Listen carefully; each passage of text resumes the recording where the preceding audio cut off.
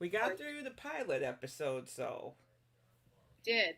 We All did. right. Hey, everybody, let us know if you can hear us and see us. I know that it was a little bit later than we had planned, but OBS is just getting on my nerves today, and I wanted to make sure everything lined up properly. Pix designed us this beautiful background for the A&D podcast, and this is last week was our pilot cast. This is technically episode 1. We are going to talk Bob's Burgers. We are going to talk I say brew because the Apothecary Diaries. We're going to talk. I'm going to try not to give spoilers, but I binge watch Agatha All Along, and I definitely want to give my thoughts on that. And then we have some fun animations because, as you know, 2 days ago was Halloween. Sam Hines started for a lot of us, and I forgot that poster board I had for that. But the knowledge is going to just be shown anyway, and people can look it up if they don't want to believe. But welcome, Pix. It's good to see you, and I love the hat. Can you hear me, dear? Uh-oh. is the pretty kitty opening doors? Hi. Let me get to the hellos while we get things settled here, y'all. Welcome in. Pix Thank is you. my Thank you. My child is just being my child today. She's just being a rambunctious, crazy, crazy, crazy. Trust me, I understand. Hey, 31 frames, panda pondu, seafood pie. Thank y'all for Yeah, sitting she in. she just wants to play in the outer room. She's just gonna be wild. I am living my absolute lovely Louise happiness. Awesome. I love that hat so much. And like I said, I have the mug somewhere too where it's like, I can smell fear on you. I love that mug so much. And like I said, we have a slideshow here of Bob's Burgers because we're going to open up with that because it's one of Pix's favorite series of all time. And I just love it. It's like I said, cartoons and animation are like some of my go-to escapes, and I think it for me with Bob's Burgers it's fun because it shows that average just American family doing their thing, and there's just so many interesting characters. So what started you on watching it, Pix? Yes, and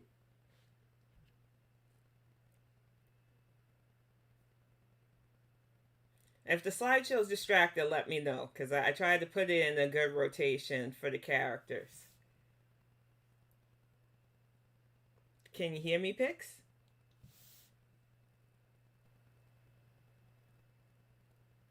actually, it's pretty funny. The scene that uh, with Tina wearing the medical glove was literally the scene that I just finished watching. Oh, wow, nice. I just finished watching that one right before the two-butted goat. Uh, oh, the booty tour. Sorry, I'm a little bit delayed. No, it's okay. I was wondering because I was like, I wanted to know when you started watching it because it was a few years back with me when it first premiered. And then Cartoon Network, or Adult Swim as they call it, started playing a lot of the replay. So we got caught up on the years we missed.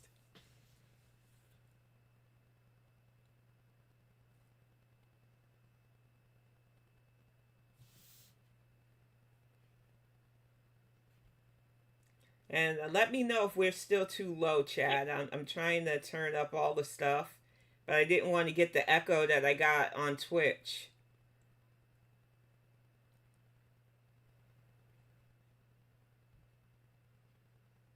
Okay, so I'm gonna kind of like read through my stuff, Okay. and that way I can go through it because I am a little bit time delayed. So Yeah. I had to refresh because for some reason there is a bit of a delay from YouTube Studio from us being live too. So that so doesn't help. my first episode ever Yeah. was in 2015, and I'm gonna turn myself down on this. The very first episode that I saw was episode 1 of season 6. Okay. And it was like the Officer Robo-Stash one, but it was like sliding bobs. Yeah. So it was a very interesting one because it was like what if it wasn't Bob that was the main character as the main protagonist. Yeah. And it was a very interesting one to start with. And it's my second favorite episode of all time. And because of that, I was like completely hooked and didn't know that it was season 6. And about halfway through that episode, I went, what is this show? And then I realized I need to look into this more and went, wait, these characters seem very developed. And the more I looked at this, I'm like looking into it more. I'm like, holy crap, these characters are like really developed. Yeah. And then I obviously like looked online and was like, this is season 6. Where have I been? Because like this is like 2015 and they've been around since 2011. Yeah. So where have I been? Like, how have I missed all of this? And then I went back and I was like, okay, now I need to start from the very beginning. And at that point, I was just completely hooked. So, yeah, I realized very early on that I was just completely hooked. And there are absolutely, every single episode, there are things about it that I absolutely love. And every single character has poignant parts about them that I absolutely love about them. Like every single episode, there are certain ways that Bob says, oh my God. Oh my God. Every single episode. And it depends on who he's saying it to or in what way he's saying it. Sorry. Delivery? I was trying to figure out whether or not my ice maker was arriving. Okay.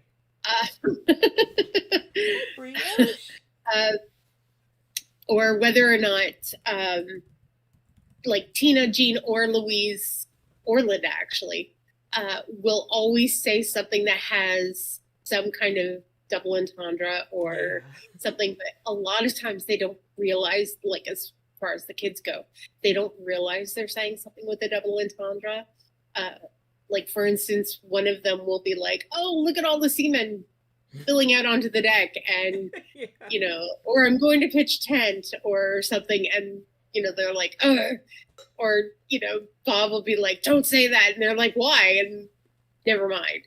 And he doesn't want to have to explain himself, but like, or my favorite one of like that particular part is when Louise has to go, she's going to feed the sea predators, she's going to feed the sharks, and she has to poop and she can't poop, and she's like, it's fine, it's gonna be the size of me, but you know, yeah, I'll come home and I'll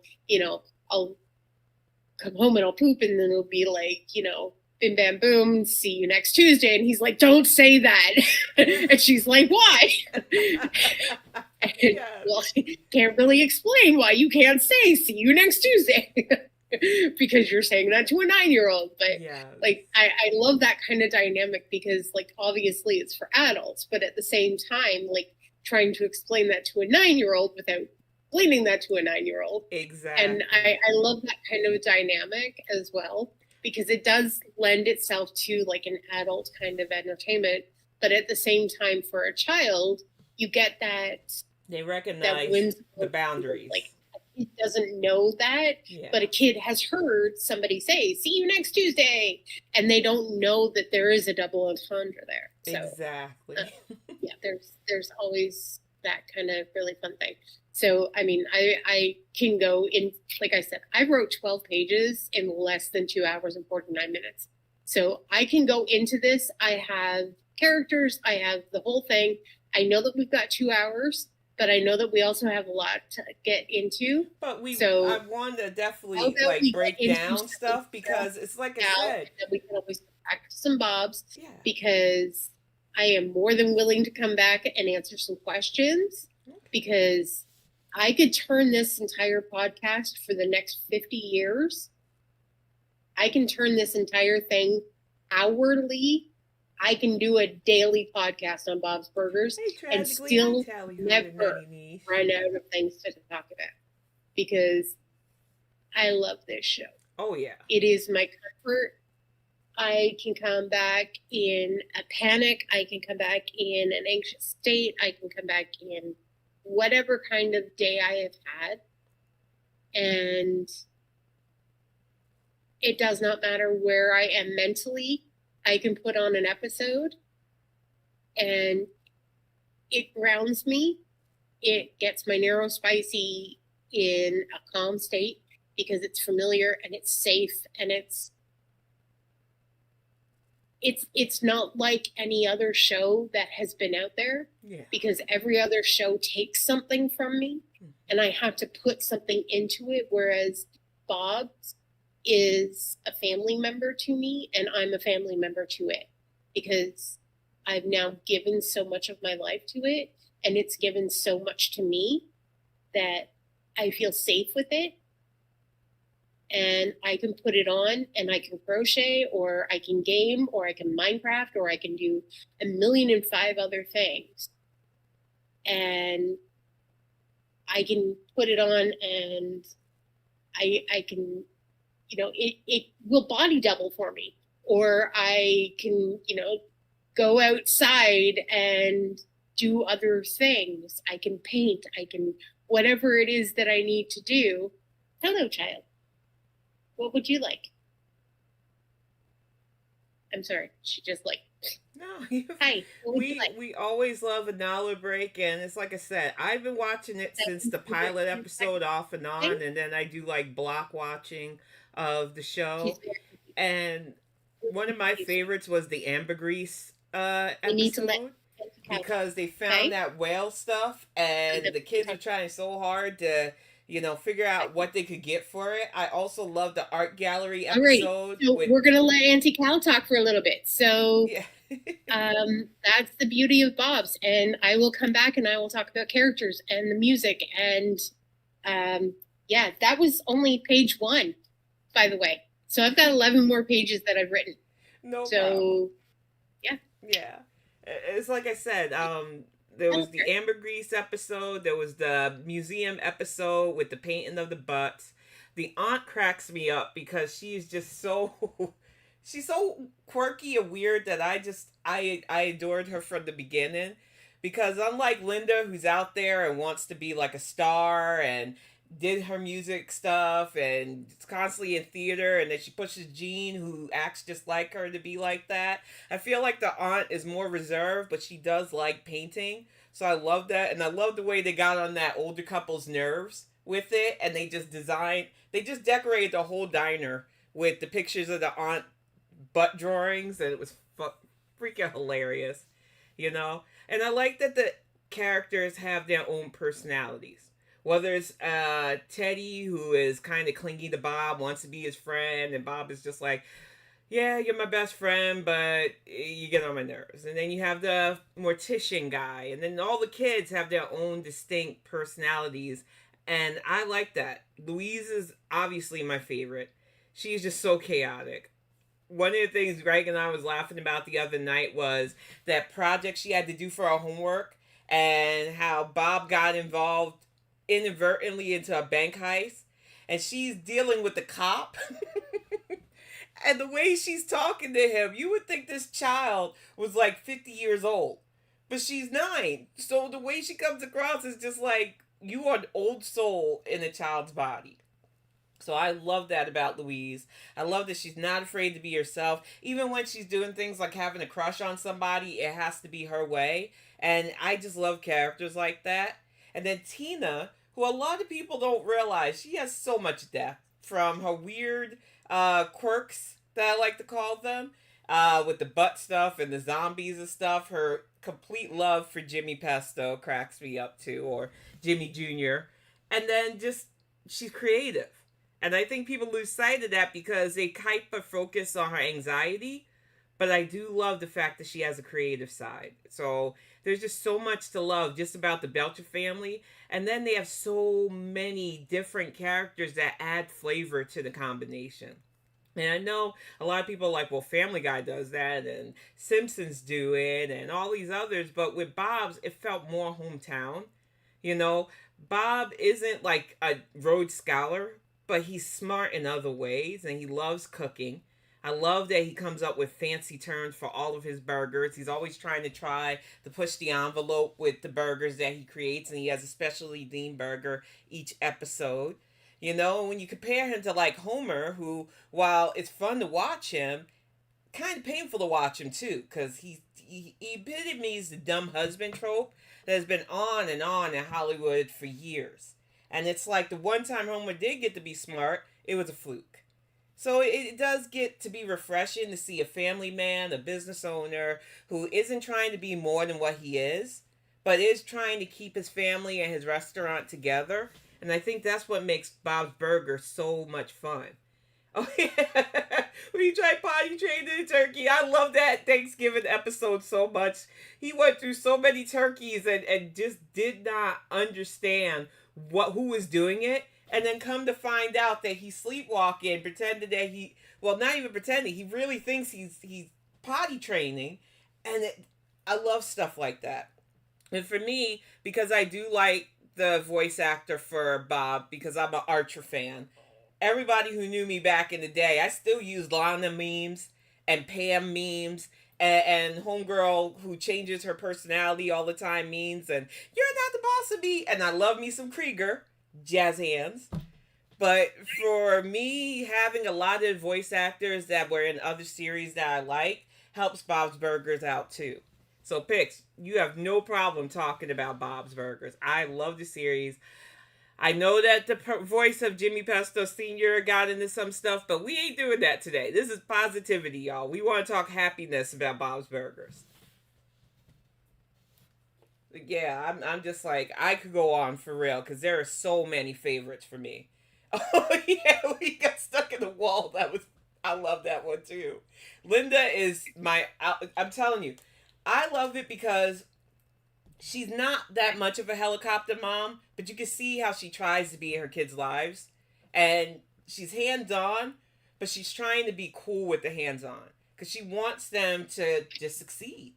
And that's what I love about her character. She's just not afraid to be her unapologetic self. Always breaking down in song, too. I love it.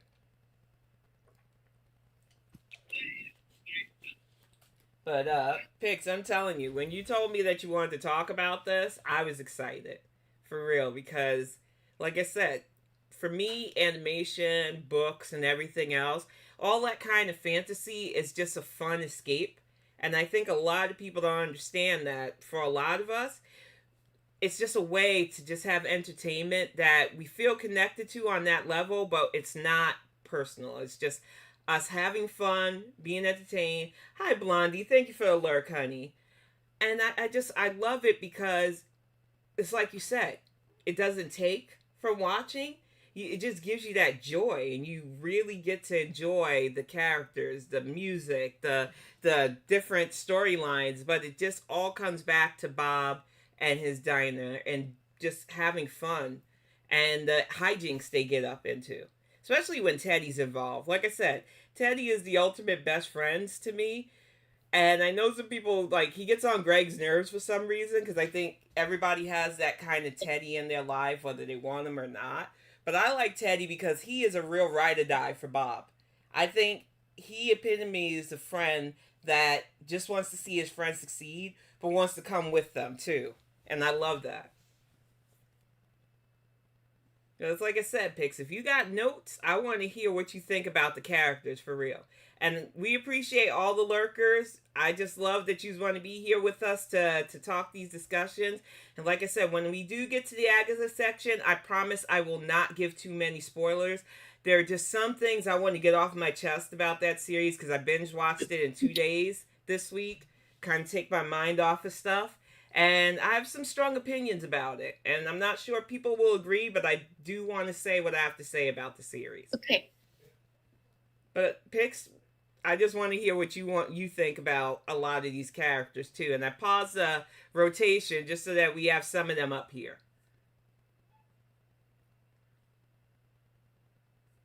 And I'm waiting for her to get caught up because I feel like there's still a bit of a delay. But Pix, whenever you're ready to like go over character stuff, I'm ready to hear it.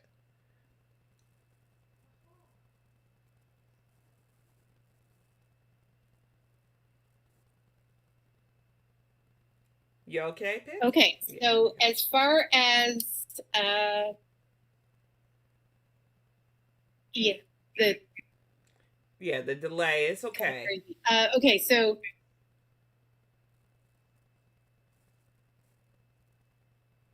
as far as Louise go, I'm gonna start with Louise because the family works best because they are all they're really strong. Hold on 1 second, I gotta turn myself back down again. They are amazingly loving. They're selflessly selfless. They're demandingly kind. They are, in Louise's case, maliciously sweet. Now, let me explain that. Maliciously sweet in the instance of the Hi-Fi Emporium, where Jean goes in and Dino is the one, and it's Bobcat's second appearance. The first one was the candy cane, where he was driving the candy cane. He's Dino in this one, and he's, hi, is it all about you today? Okay. Hey, Nala, sweetie. So he is the manager guy there, and Gene goes in to play this sci-fi sound drum kit thing, and he whoopa whoopa whoopa whoopa whoopa, sound thing, and he goes in day after day after day after day after day, and do you want more? Yes or no? Yes or no? Are we gonna do this every day? She just wants to be a co-host. You can tell. Hey, Nala, sweetie. Okay. Anyways, so as he's doing this, he gets kicked out, and Louise hasn't obviously seen John Wick, but she's seen the trailer, and she is like, I haven't seen it. Have you seen the movie? And do you know that I'm John Wick, and I don't know what they do to the puppy, but Jean is the puppy, and I'm John Wick, and you do something to Jean, and I'm going to do something to you because Jean is my puppy. And I love, I love the fact that she has no idea what happens to the puppy, but she's like maliciously sweet, and she just like, she's the little sister, and she's like, I'm going to get back at him because he was mean to my big brother. And she goes on this like crazy tirade of getting back at this guy because he wants to like ban Jean from playing this, synthesizer drum kit thing. And the absolute insanity that goes on through this entire episode of her trying to get back at Dino, and just like the lengths that she goes to. And I'm not even gonna like ruin it because it's just like the height that she goes to, and everybody that she gets involved, and just the hilarity that just, it's maliciously sweet. And it's cataclysmically so adorable. And I cannot point anybody towards a better episode for how she is, for her goodness, than that episode. and my ultimate number one favorite episode of all time, which is season 1, episode 8, Art Crawl. There is never going to be a better episode. Absolutely, positively, the greatest episode that will ever live. No one's ever going to be able to beat that one. It is Shut Your Mouth, It's Art Crawl. I saw that, and that solidified my love for this show. Not only did that have the whole, like, the idea that she took over as, like, the boss bitch, but she took over as, like, she ruled over everything. She was the art manager. She was the one that was going to cut the ear off. There was Van Gogh in there. Okay, I am a massive Doctor Who fan. I am, like, huge Doctor Who fan.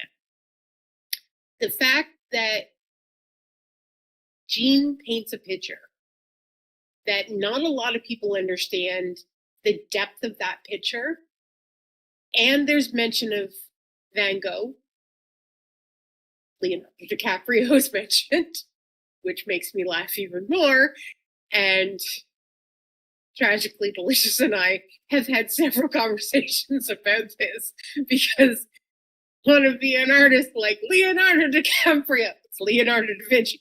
No, Leonardo DiCaprio. Okay, do you, Jean. Yeah. So I know that she's laughing right now. But the fact that that picture is the robots are at Stonehenge, let me just break this moment down for you. When I saw this scene painted, I actually did this scene. I should have grabbed it beforehand. This scene is actually a part of Doctor Who, and it's called the Pandorica. And what happens is, this is a scene from when Matt Smith's character of the Doctor, his iteration of the Doctor, is taking on the Cyberman and a whole bunch of other ones, the Daleks and a whole bunch of them come down, and they're all taking care, but they're all attacking at the same time. And the Pandorica is actually below, like, it's the Pandora's box, but it's called the Pandorica, and it was created to hold the Doctor, and it's below Stonehenge. So the idea that Jean would paint these robots at Stonehenge, and he is an 11-year-old boy who is painting this, my brain, like completely freaking melted, and I was like, what is this show? I need this injected into my veins. This is my show. These are my people. I don't know what is going on. I need this in my life. Whatever this is, I need all of it in me. This is my show. These are my people. And that is why that episode is my favorite episode. And aside from that, I do have my favorite characters. Obviously, I can quote most of my favorite quotes are Louise's, but there are, like, I actually do a song. You know what? I'm going to do my top 10 favorite. I'm going to do my top 10 favorite quotes. Okay. Number 10. I don't appreciate your lack of sarcasm. That's Louise.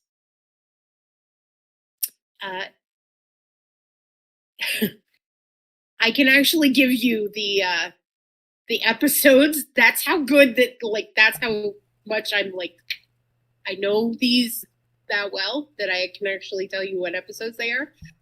You're My Angel Dust. Sorry. That's a drug. That was Bob to Louise. And yeah, that was a good one. If she was a spice, she'd be flour. That was Louise talking to Linda about Jessica. Yeah, if she was a book, she'd be 2 books. Was the follow-up comment to that. Fran saying, don't throw repressed memory, Emily. And Louise's comment back is, she won't remember it. It's so just, like, her timing was, Louise like, had it's the just best. so, Yes. like, oh, I love it so much. Jean actually saying about Channel 6 News, they'll finger anything with a pulse. It just, like, again, he doesn't get the double entendre. And then they're fingering right at us. Sorry. Oh, you're I good. saw you. It showed an error, but it looks like we're still live. So I just was double checking while you were going on. So don't worry, we're still live from what I see. Yep, we're still live. I just wanted to make sure that everything was okay, but I was loving your tops, and I love the quotes that you were going over as well. You okay, Pix? Okay. Yeah. Sorry, it just like completely on my side. I don't know if it was just my connection. No, we got a bit of an error thing that went up, but we're back. We're still live. I think people can hear us. So I got 5 more, and then I'll let you be for a second. The next one is from Teddy. Yeah. And I'm pretty sure that everybody's going to get a good kick out of this one. And this is when Louise is taking care of the chinchilla.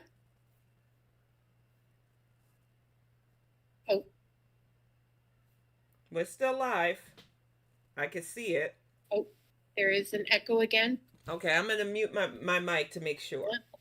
Back down again, because...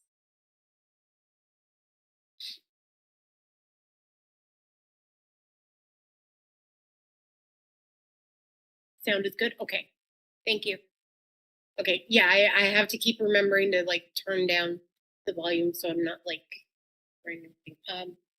so Teddy's driving and he says, I wish my radio worked. That one just cracks me up so much. I don't know why. Louise says to Tammy, that's lip gloss? I always thought you just finished eating a rotisserie chicken. My first episode, this is season 6, episode 1, and this was what sealed it for me. Okay? Louise's first comment that I actually was like, I need to dig into this. Internet, does my father have mange?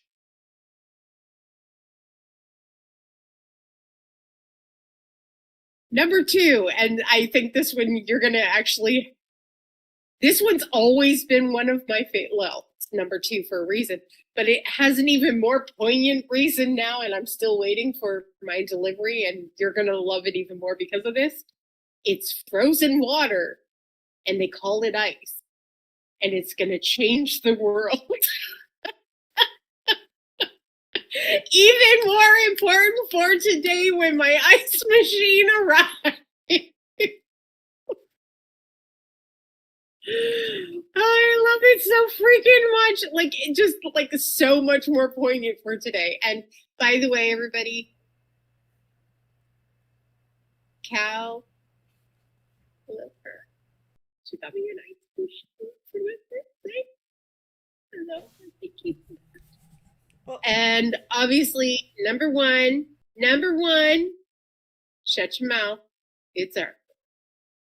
Always and always going to be shut your mouth. So that is my top 10 favorite quotes of all time from Bob's book. Shut your mouth. That I'm telling you. Yeah. when you have Yeah. stuff like that, because like I said, Oh, I've been yeah. watching And Bob, would animation you for years, back? so Oh, I love stuff like that. And if you can go away with a quote, like one of my favorite okay. Adventure Time Your turn. quotes, it's no, one of my favorite Adventure Time quotes is from BMO. My art is my weapon. So when you said that, I was just like right on with that for real. And it's like I said, what I like about the series is that the characters feel kind of realistic to what small business owners, family are like. But what I also love about the series is that even if you go away for a bit, you can go back and watch and still get pulled in. So I'm definitely a huge Bob's Burgers fan. And we will come back to this, but I wanted to get to the Agatha stuff before I got to the Apothecary Diaries. Because if you think we went on about Bob, I could go on about Xiao Mao and all of those people.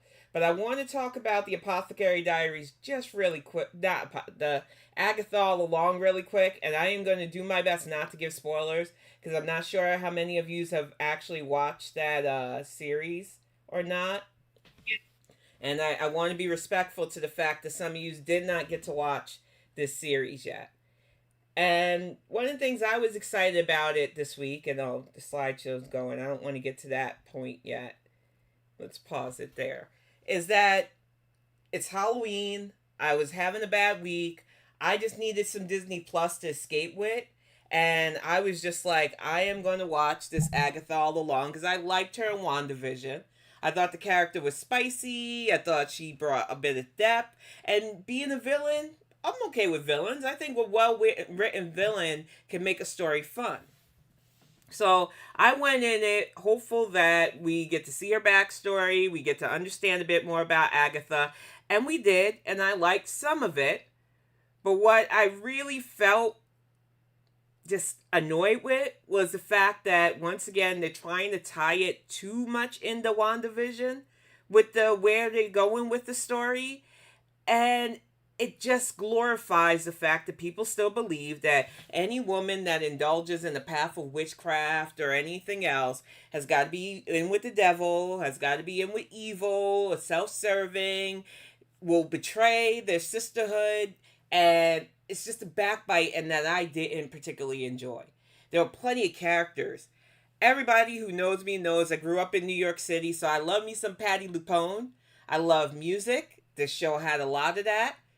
But when you find out that the main vehicle song of the show is utilized for something that I get tensed about, it just took my head out of the game.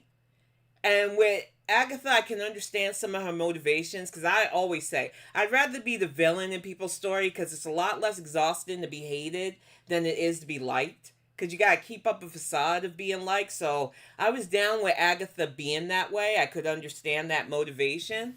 What I didn't like is that they pretty much glorified so much femicide in this show. Without giving too many spoilers, it was just like, well, they're witches, they deserve to die, basically. Over and over and over again. And as somebody who is going to do a YouTube series on my channel called The Witch's Path, so that I could show and highlight the things people think they know about witches and witchcraft versus the stuff that Hollywood and really hateful people utilize to just kill women.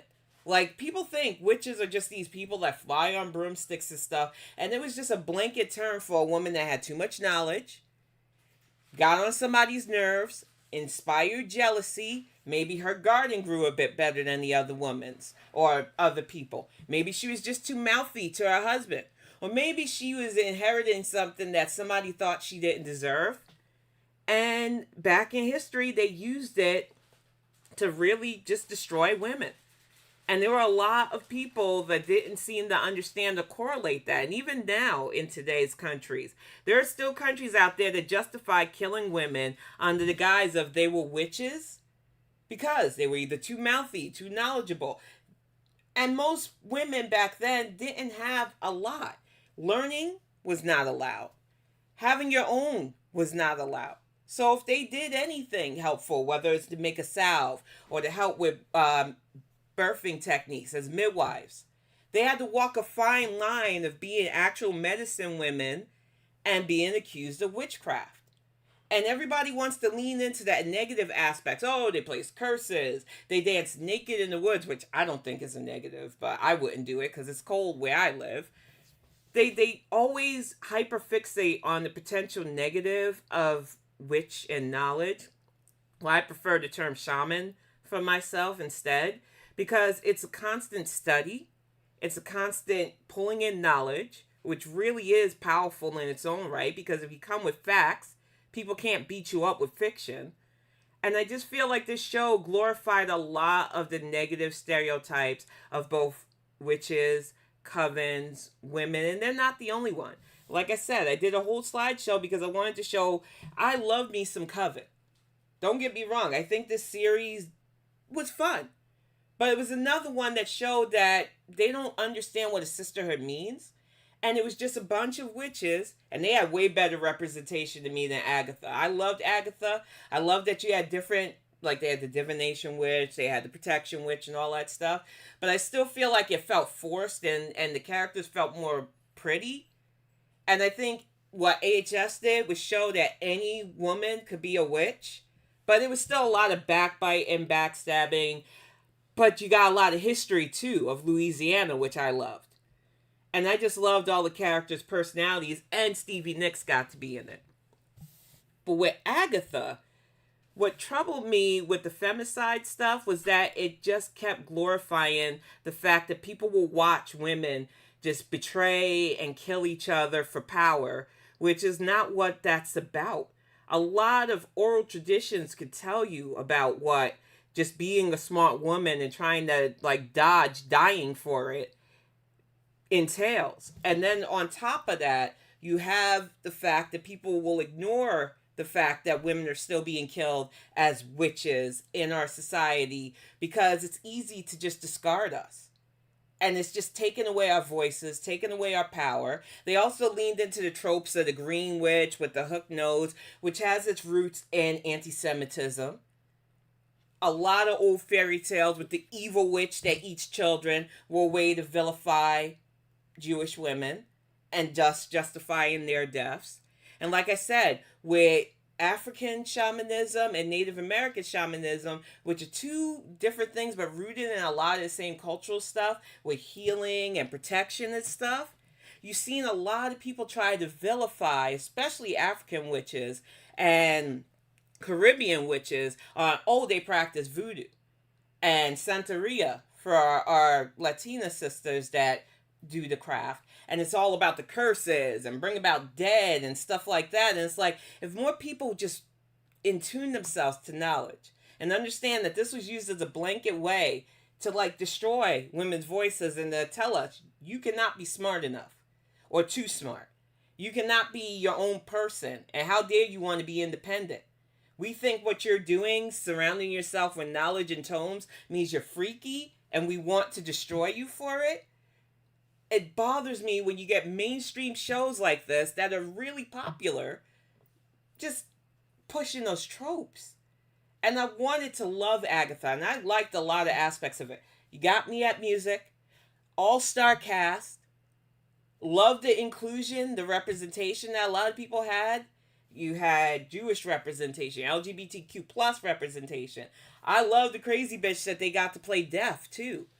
But for me, I just felt it played a bit too much on the women are only seeking power when they walk this path. They're only going to betray each other. They're only going to try to kill each other. And I just wanted to see something get away from that. Because for me, it opened up strong. You've seen Agatha literally going through non-lucidity, which is somebody who lives with schizophrenia. I can tell you, they were spot on with her feeling like everything around her was real, even though it was a spell, but it wasn't. Everything just felt like it was happening, and she was completely this person that she wasn't. And she's living in this neighborhood where everybody's like humbling her because it's like, oh, that's just our crazy neighbor. But she really felt like what was going on was going on. And I thought, like Moon Knight, which is one of my favorite Disney series, that we were going to get those mental health aspects because we didn't get that with Wanda. And I still hate that the MCU did her dirty like that, because that's one of the reasons why the Scarlet Witch is always going to be one of my favorite Marvel characters. Because the writers didn't shy away from the fact that she has mental health issues, but she's also powerful. So it's like I said, there was a lot to like about Agatha, but there was a lot that I felt they got wrong and it just took me out. And I stayed through all 9 episodes. I'll probably try to watch the second season when it comes out, because themes of motherhood always pull me in as well. But it is hard for me to rectify the fact that once again, we got witches bad and they're only seeking power, and that the main villain is just selfish. And honestly, when you watch it, you're gonna be conflicted, because it didn't come across as she was being selfish until you get to the later episodes. And it's just like, pick a lane. Either she's a bad person or she's a good person who doesn't know her struggle. But this back and forth really made me feel like I can watch this, but I'm not going to enjoy this. So that's my spiel on Agatha All Along. I'm not sure if people will agree or not. I just feel as somebody who loves history and understands how the blanket of witches have been used to literally kill women, really bothers me when Hollywood continuously portrays women as backbite and backstabbing and only seeking power and will throw each other away for it. So that was definitely my spiel on that. And I don't know if you watched it, Pix, or if you'll be interested in watching it. I know it's a Disney Plus exclusive, but that's how I felt watching it. I did start watching the WandaVision. Like, I am a huge Marvel fan. Yeah. I will say that I hope the delay is a little bit less now. I tried to fix the delay. Sorry. I hope that the echo's gone too. I don't know the delay is fixed. I think the echo comes from my mic, so I mute it when you talk. So we should be good. Okay. You're on point. Okay, good. Because I can't hear myself now, but I'm guessing that as long as you guys can hear me, I'm good. I no longer can hear myself now. That's the only thing. So as long as you guys can hear me, I'm good. So whatever. That's good. So I had started to watch the WandaVision one, and my problem was exactly what you were saying. Like, they were doing her dirty, and I noticed during Civil War, even that I knew that they were going to do her disservice, and then Age of Ultron, they really did her a disservice, and I really did not like what they were doing to her. And through,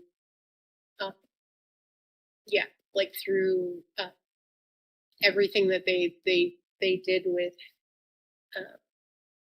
like the whole Thanos and like Endgame stuff. I watched one of WandaVision and I was like, I don't like what they did to this. And I was actually offended what they did to her, and I refused to watch the rest of it. So I didn't even, I can't watch Agatha All Along, even though I am madly in love with Aubrey Plaza. And Patti LuPone could, I will find kidneys for that woman. I absolutely freaking love that woman. I cannot watch that. And I wish them luck, and I hope that they find success. I'm not going to be watching. Yeah. And it really sucks because I've watched enough witch stuff to know that sadly they oh, it's okay. Okay, it's just our neighbor. Just our neighbor. He's allowed to come home. She's in sentinel mode, yeah. Oh, she's such a sweet baby. He's allowed to come home from work. Yeah. Anyway, where I was going. was just the fact that like you were saying, like there has been a disservice. So, and it's easier to go with the extreme negative. Like it's a lot easier to go with the, oh, how dare, they try to have any kind of power, or how dare they have any kind of a struggle. Like it's either or. And how dare somebody have like conflicting issues, and how dare somebody have a conflicting issue of, I need to rectify my own personal issues of like what is going on in my mind, and how do I deal, she's shedding, how I, what is schizophrenia and what is all of this, and and that's not to be played with in that way. And I think a lot of times people want to use mental issues, and they want to use that as a manipulation tool for supernatural, and that's not how that goes. And I think that they try to use that as a like a stepping stone, almost like, oh, schizophrenia is like the gateway to witchcraft, or you have ADHD, so obviously, or autism, so obviously that's oh, you're a werewolf, or oh, well, like, you haven't slept in 3 days, well, clearly you're a Wendigo, like, whatever it is. Like, that's not how that works. Like, and I get how they see that as a trope that they can manipulate because it's been manipulated for so many years. But allowing, and I guess this is like, yes, I realize I'm only one person, but allowing one person to say, I'm not going to accept it, and I want to use my voice to say I'm not accepting this as a trope, and I refuse to watch this because it doesn't align with my views, and it doesn't align with how I perceive witchcraft to be. And if we want a better world, we need to set a better example. And witchcraft is not to be manipulated in that way.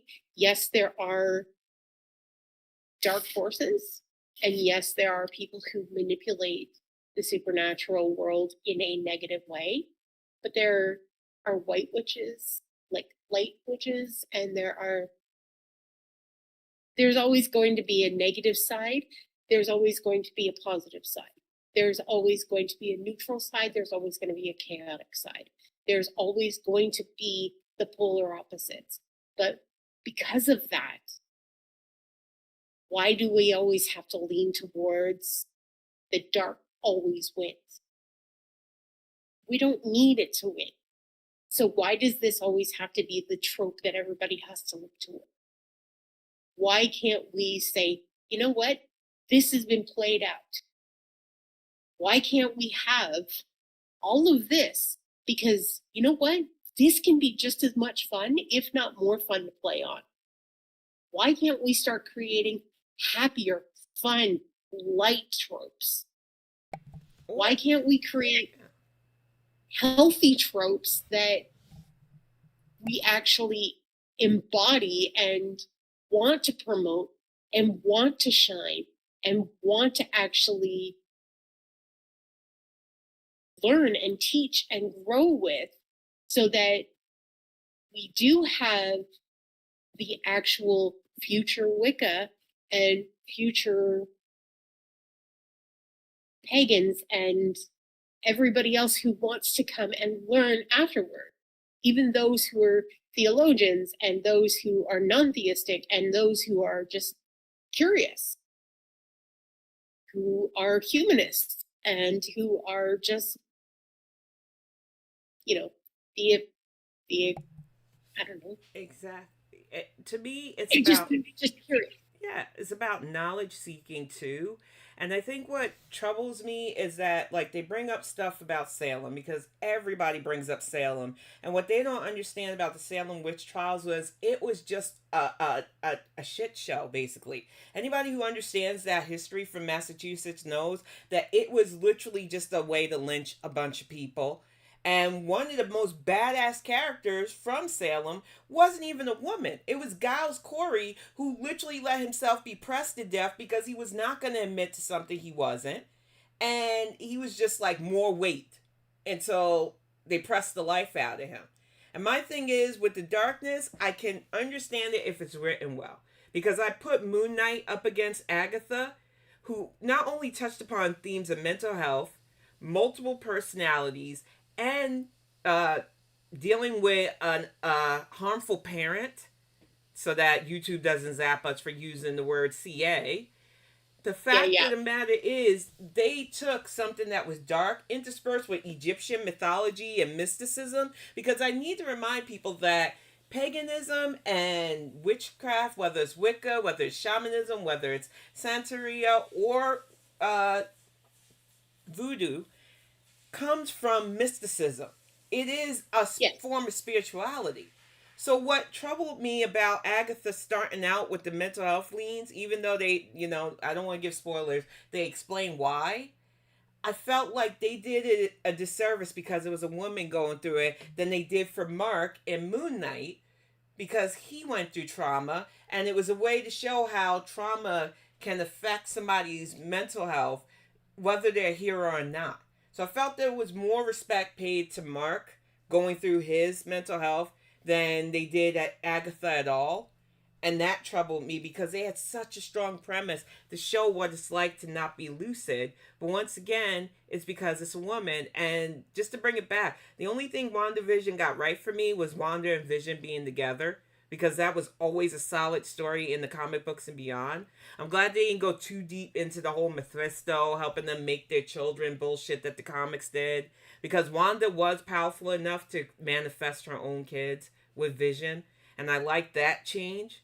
But what I couldn't stand about it is I still have M Day. That is one of my quintessential favorite comic book stories with Wanda, utilizing her powers to change the world via her probability and hex magic to be where mutants could feel comfortable, where she could live that happy life that she wanted to, even though it was a facade. And it was because her mind was so broken from years of not understanding who she was or what the world was and feeling the constant pressure of it all. And I just thought they were going to do that for her in the MCU. And instead, we got movie after movie taking only bits and pieces of what she went through and making it, oh, she's just hysterical because of magic. And it was like, no, Wanda had serious traumas and serious mental health issues that you could have highlighted and done her character service. And then I know everybody liked that second Doctor Strange movie, but I fucking hated it for so many reasons. Like, I haven't even seen it yet. I won't spoil it for you then, but it just did Wanda dirty. I will leave it at that. It had some amazing moments, but not only did it make Doctor Strange look stupid, which always makes me mad because he's like literally one of the smartest sorcerers in the universe, but it really did Wanda. If you're gonna turn her into a villain, make it make sense. That's the only thing I'll say about that. Because to me, she wasn't a villain in the story, but that's the narrative they were trying to push. And it's like you don't get grief, you don't get trauma, you don't get actual darkness. I love writing villainous characters because there's nuances to them. Yes, they act out. They do impulsive stuff. They do stuff that most people will view as bad, but they are in their mindset thinking they are justified in what they do. It's one of the things I love Yeah. about writing characters like that, because even if you hate a character, because I know I personally hate Harlan from my stories. I'm not going to give too many spoilers on him, but if you've read the book Axiom and you read the next book, you're going to get that, wow, she really doesn't like this guy. And it's because I took parts of like people that used to be in my life, including my ex, and I amalgamated them into Harlan. That even he is nuanced. And I want people that might feel sympathetic for him to feel that way, along with the people who, like me, just can't stand his face. And I think that's the thing that a lot of writers they miss out upon with writing good villains. You want to express their trauma guided them to this, which a lot of times it happens. I told people I was probably just one bad turn away from being an actual fucking villain with my background. But I work hard to stay away from those negative sides. They still linger, and I think people hyperfixate on black being evil and darkness being evil, and it's a balance. You can't have light without dark. It is the equivalent of yin and yang. Even in chi, which I believe in heavily, you have all the spectrum, including the indigos, the violets, the purples, the blues, the pinks, the yellows, the whites, and the black. It all correlates, yet we still focus on dark being bad. And I want to show people that dark has so many paths and that you can't have light without that darkness. One of my favorites from the second book, once we get launched, is a shadow person.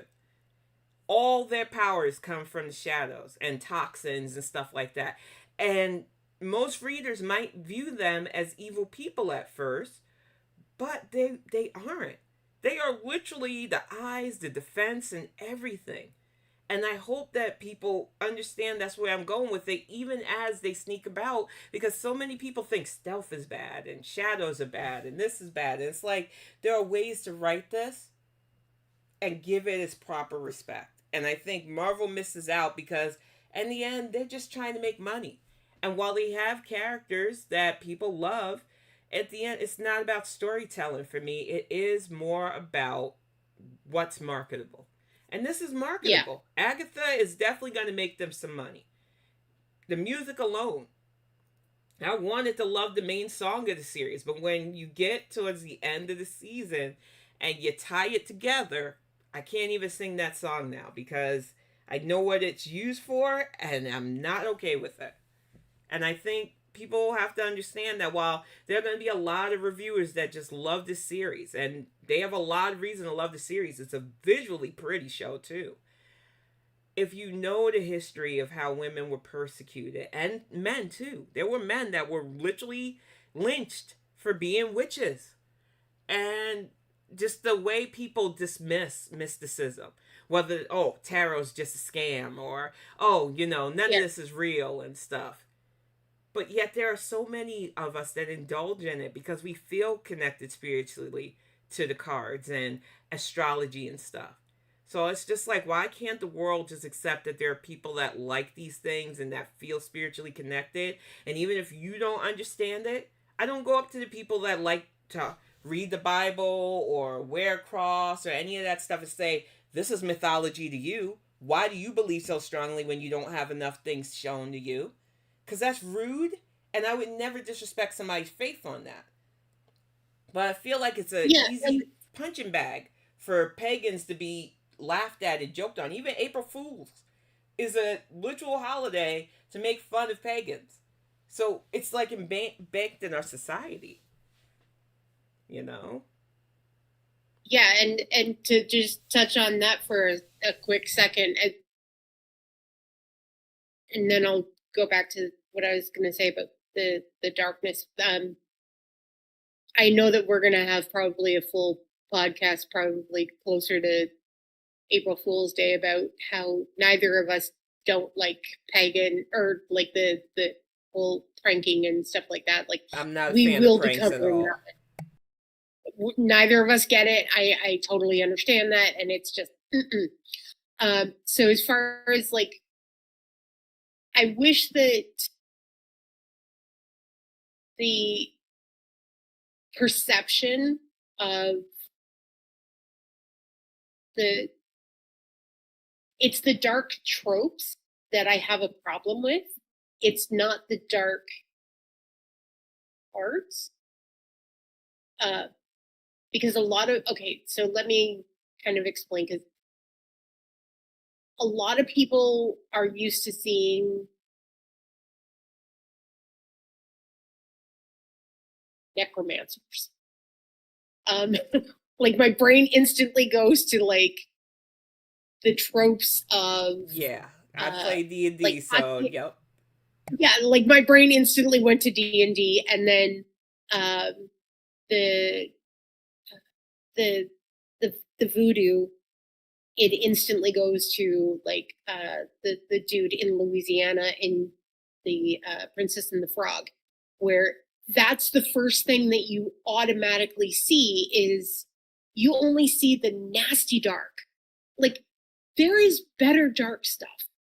There are really, really cool things that is actually a part of the voodoo, the hoodoo, the Hindu. Like there are really, really cool spells and really cool things that are done that are a part of these rituals. Like there are rain rituals that are brought out. There are fertility rituals that are brought out. There are these really incredibly beautiful ceremonial rites of passage. There are these tribal rites that are like these bequeathments of like the entire tribe gets behind the next generation to like pass on, like not just one generation, like it's like the entire generation is like retiring basically and everybody moves forward kind of thing.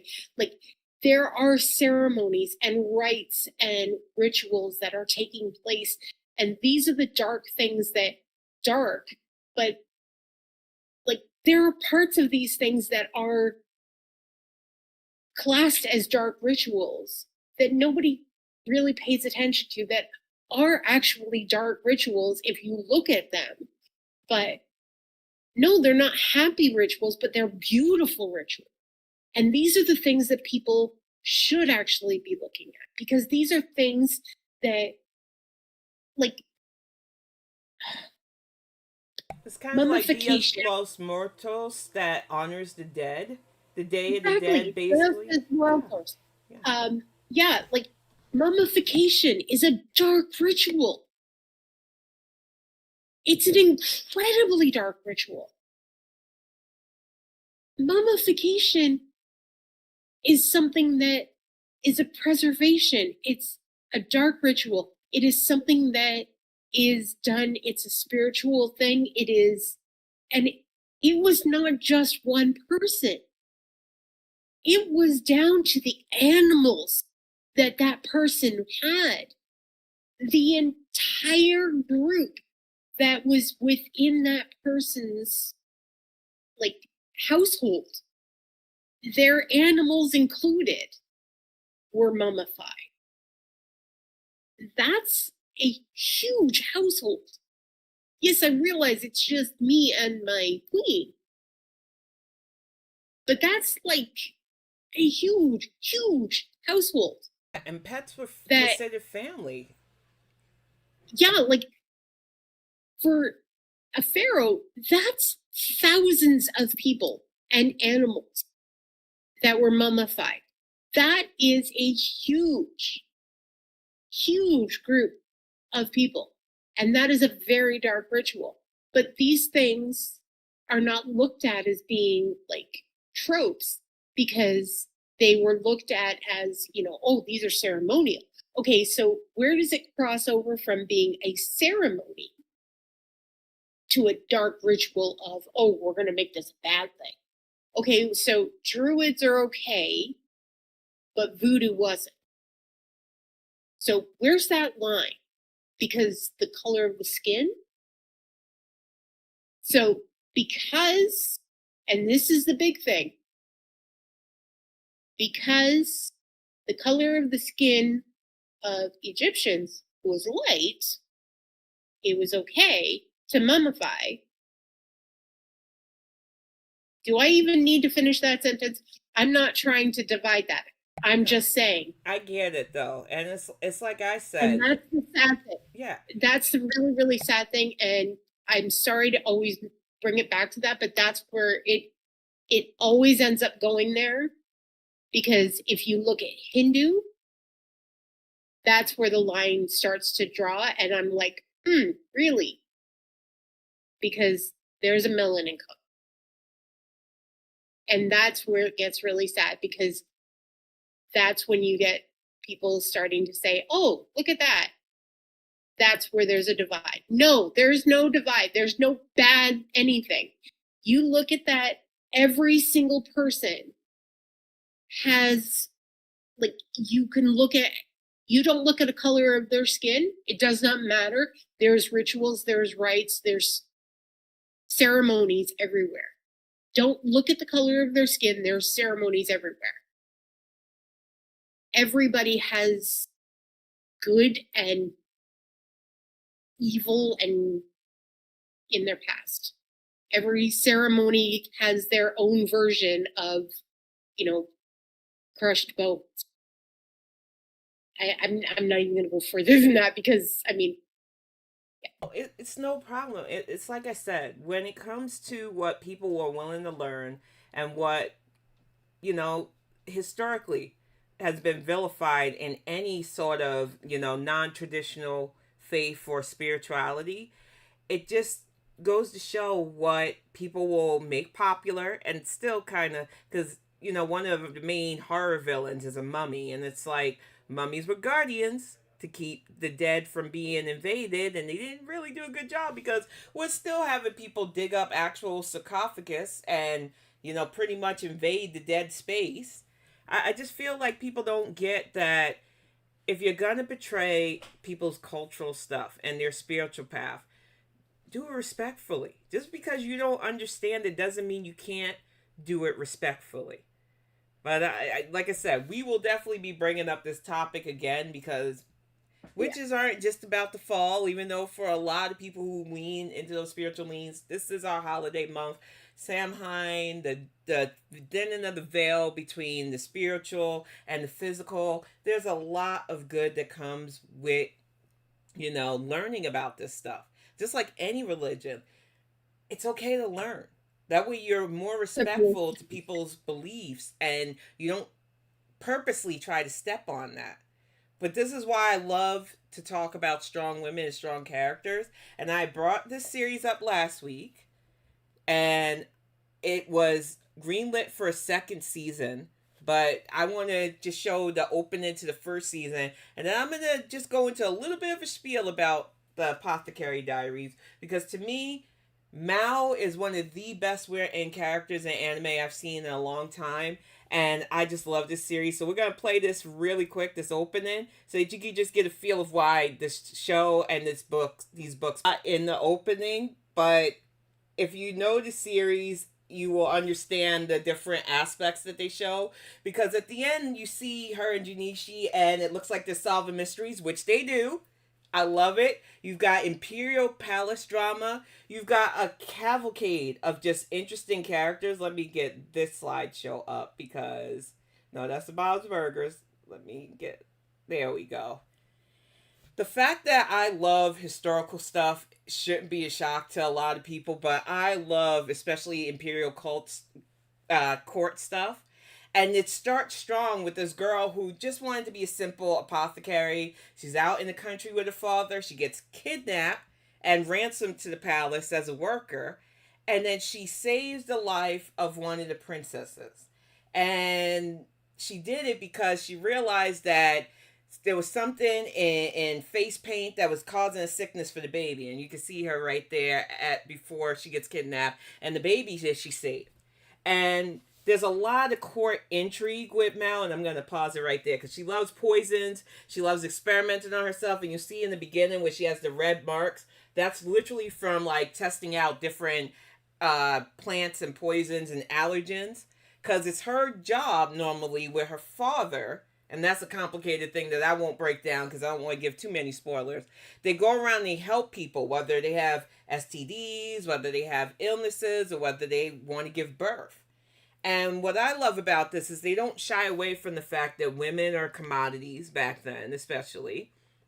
You get all the different rivalries of the emperor's harem because they're not wives, technically. The one who gives birth to an heir, especially a son, gets the chance to be the empress. And there's a lot of stuff between that, and it doesn't shy away from the darker themes. like the previous emperor's penchant for really younger concubines, and how that affected the court, and who's related to who, and who deserves to be at the top, and murder, mayhem, and mystery. And then you've got this innocent girl who just wants to study medicine pulled in, and she has her own ties because of her parentage. And that comes to light. You got brothels versus the court life, which they're literally two sides of the same coin. You have these women who know the only way I can survive is to be pretty and to be viable to men. But with the brothel life, it's really rougher, because you can either get somebody who wants to buy you out and live that happily ever after, or you end up being a throwaway. And it's the same for the court. You either catch the emperor's eye and become a concubine for life, or at least the empress with him, or you get thrown away or given away in some cases.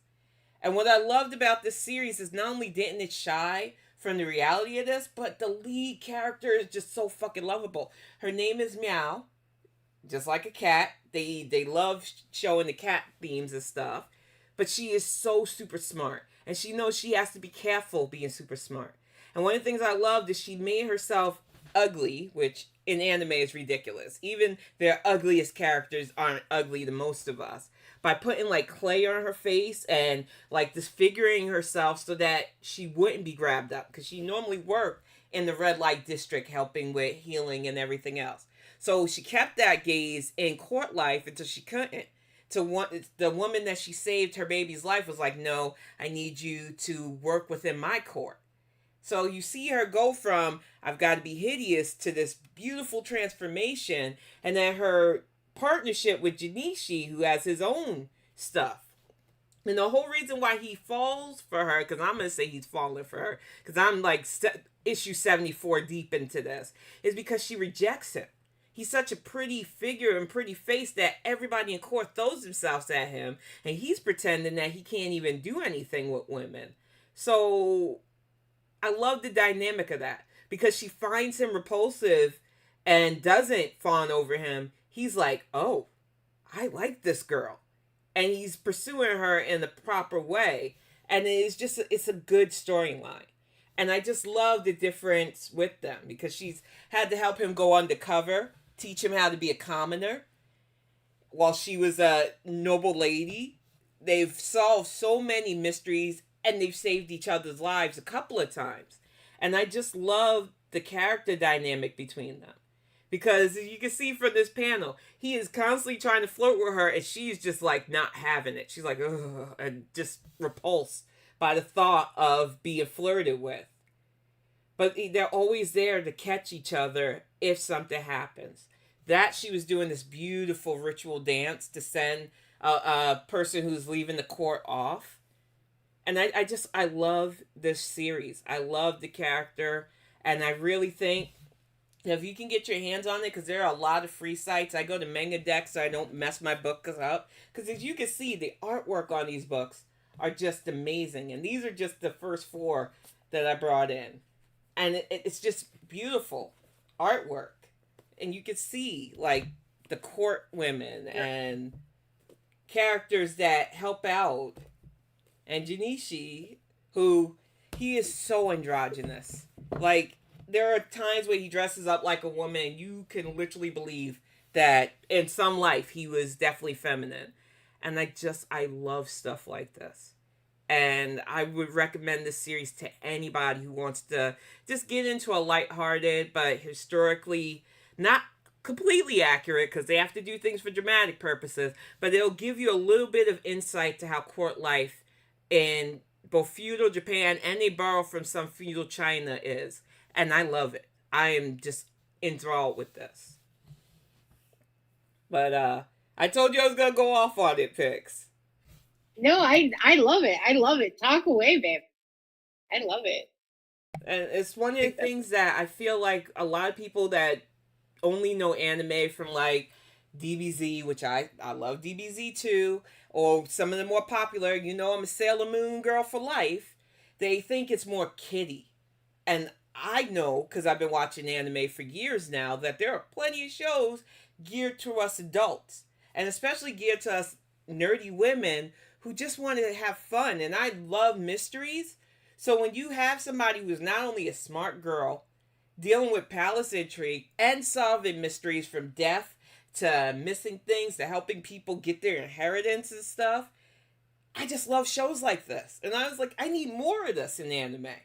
You know, there's always room for the fighting and the One Pieces and everything else. But when you get shows like this, I just want to shout to the rooftops. This is a masterpiece. You know? Hi, Nala. Yeah, she needs to be fed one by one now, apparently. Aw. This is how the queen gets her treats, apparently, right now. Exactly. And we go with that, Nala girl. We love you. You are the best kitty co-host. But that's yeah, she is. That's why there's a little picture of her in the picture today. Yes. And I love this theme for real pics. The thing is, when I see shows that I enjoy, I just love talking them up. And animation in any shape or form is just, it's a good way to escape. It's a healthy way to escape as long as you get sleep and stuff and stay on your schedule. And one of the things I did this week was just indulge. Were you throwing shade at somebody who has not slept yet? No, not you. But you are going to get some sleep later on. You know, there are a lot of people that they get online and they don't sleep properly, though. But it's like I said. I haven't. Yeah, I woke up yesterday morning and I sent you a message and I said, I finally got sleep. Yeah. And then that was, what time did I send you that message yesterday morning? At like 7:59 a.m. And I was just waking up. So my brain was like, what? Yeah, my brain was like, I finally caught up on sleep. I think that's what it was. Yeah. And then after that, that was the last time I slept. And then, and then around 11:30, I was like, yay, I hit my calorie count for the day. And then, yeah. And then I just kind of was like, oh, I still have to do a lot of stuff. And then I decided to do math at 3 o'clock in the morning. And I was like, why am I doing math at 3 o'clock in the morning? I've got dyscalculia. And I don't know how to do math at 3 o'clock in the morning. And I was like, oh, look, it's 6 o'clock in the morning and the sun is starting to rise. What is going on with my brain? Yeah. So I'm on my second energy drink of the last 24 hours. And I'm like, yeah, at some point I'm going to actually be like, what are night meds? Yeah, but I'll sleep after the election. Yeah, so that's another thing. I know that I could be a bit pushy with friends about getting proper sleep because I know that if I don't sleep well enough, the boundaries between what's real and what's not get really fuzzy for me. But also because of the week I had, I just wanted to rest. So I stayed completely on schedule. I isolated from everyone and everything. And I apologize to those of you who are trying to reach out. I just needed to decompress. I didn't get the news that I wanted this week. I'm worried about next week, obviously being in America. And it was just a lot to process. And then I finally started to let go of the communities that I used to find enjoyment in. And I threw myself into watching more animated stuff. Because when I started to weed out some of my old favorites and people that I'm just not going to watch anymore versus the ones I will, it did bring back a lot of stuff that I used to watch on YouTube anyway, and a lot of it is animation. So I took solace in the fact that I could close one door and then go right back to a door that I never really closed anyway. And I think that's what animation brings to a lot of us. And when I was in the days where I wasn't sleeping at night, I would be up watching certain shows and cartoons, or, from the 2017 to 2019 era, it was all YouTube skits or shorts when they started doing shorts, animations and stuff. I have people from my guild that would send me stuff, which we're going to do for the music montage, because, like I said, Greg probably side-eyed me for finding that video, but it was so funny when I got showed it. It is a 12-year-old video. But I think that finding ways to cope, there's nothing wrong with that. Sleep patterns, can be hard when you got so much going on in here. And the only reason why I stay on my sleep schedule right now is because I don't want my doctors worrying. I don't want to end up troubling my family right now. So I go to bed pretty much at the same time, because when I don't, I will stay up because I hyperfixate. My mind is always, oh, that's a good character idea. Let me just write that out. And then 4 hours later, I'm still up doing that. And especially if I got music going. So I've just learned by midnight most nights, it's time to wind down. It's time to turn stuff off. It's time to maybe put on some true crime softly in the background so that you can listen to somebody monotone lull you to sleep. But get that full night's sleep, because if you don't, the next day is going to be wrecked. And like, it affects even my immune system. If I go without a proper at least 5 to 6 hours, because it's always 5 to 6 hours that I can get solidly, unless I really need sleep, then I can push it to maybe 7. If I don't get that, everything just falls apart. I instantly feel just yucky the whole day, cranky the whole day. So that's why I'm a little bit like, please get some rest, because I know how it does Yeah. my body, you know? Yeah, and I mean, I will say, as far as my algorithm goes, it is very, very nice to. I mean, like I said last week, I'm in here, and that's the only place that I am. Yeah. And I'm in here because I have a wrench, and I am nowhere else. So if I'm seen somewhere else, report and block, because I don't see it, and I don't need to see, and I don't need to hear. And I So right yeah, now go where I still feel comfortable, but I'm still not at the point where I can chat as much as I used to, because it does feel awkward. I don't want people being like, oh, well, she's in there, this person's a line, let's bother them. So for me, it's just been easier to go back to watching videos, and especially animated videos, and just not worrying about stuff like that right now.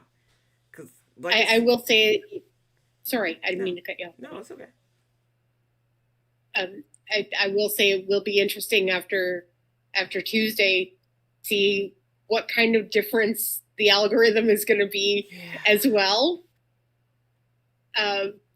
After like all of that changes, like when Luke is off and Adam is off and Midas Touch is off, like what is going to change after that as well? Yeah.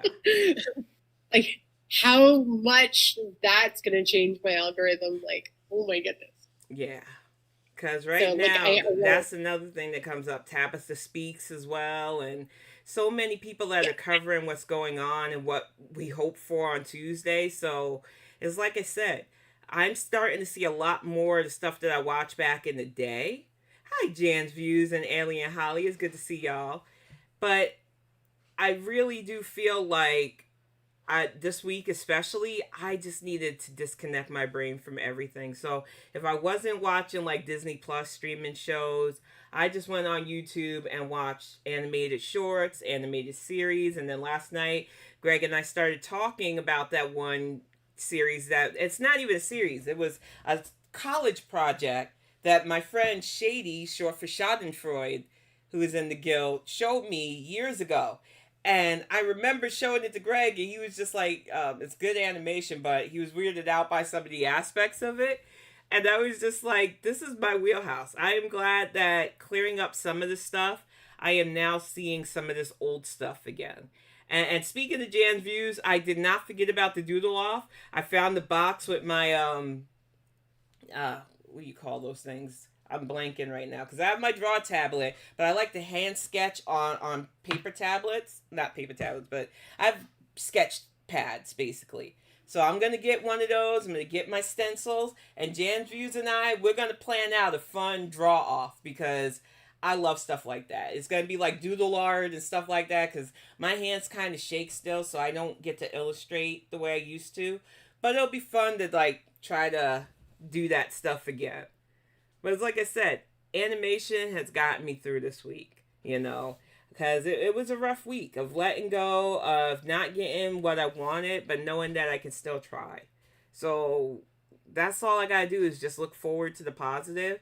And I'm not going to play all three of these shorts because I have two more things that I want to feature. But I did want to feature this customer service one for the restaurant.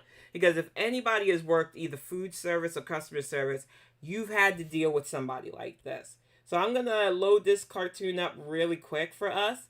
And it's Joyful Jest Animations. You know I love them. They are an amazing channel. But this just hit home for me how people treat people that they think, well, I could just run roughshod over them. Thank you for calling the restaurant. How can I... What time do you guys close? Wow. We close in 10 minutes. Okay, well, me and my family want to eat, and we're going to be there in 35 minutes, so we expect you guys to be open. I'm sorry, ma'am, we can't keep the restaurant open for you. By the time you get here, we're going to be closed, so you might as well just come tomorrow. Are you hard of hearing? Okay, I don't care. I am a customer, and I expect you guys to be open. We will be there in 35 minutes. Jesus.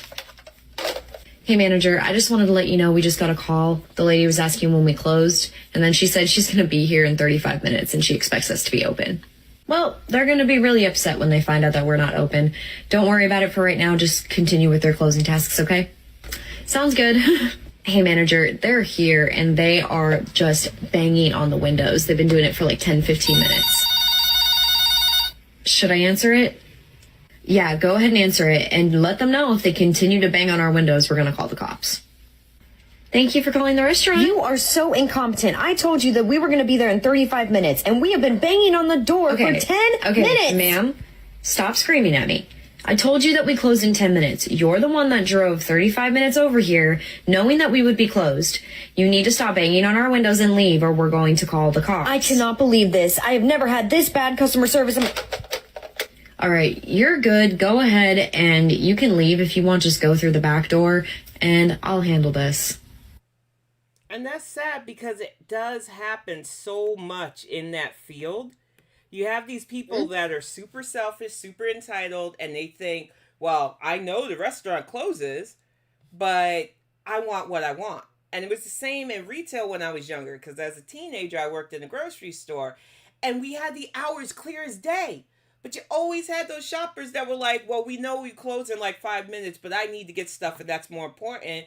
And sometimes I was the lone person that would have to make sure the till was still able to process them.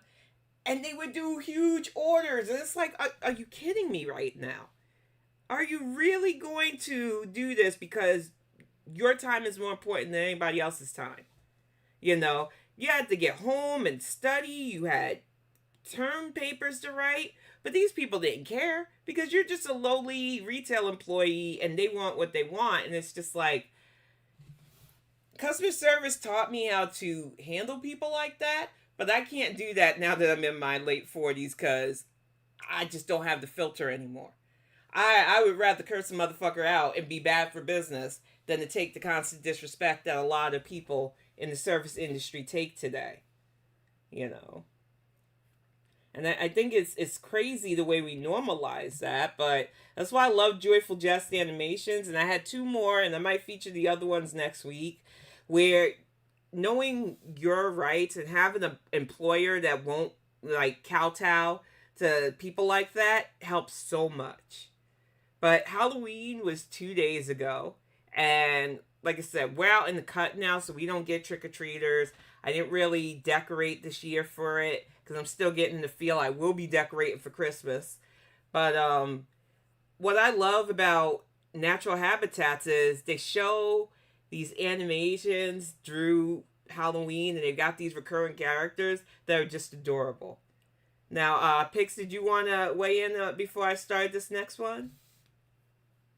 Actually, all I was going to say is I've been here for 5 years, and I've never had any kids here.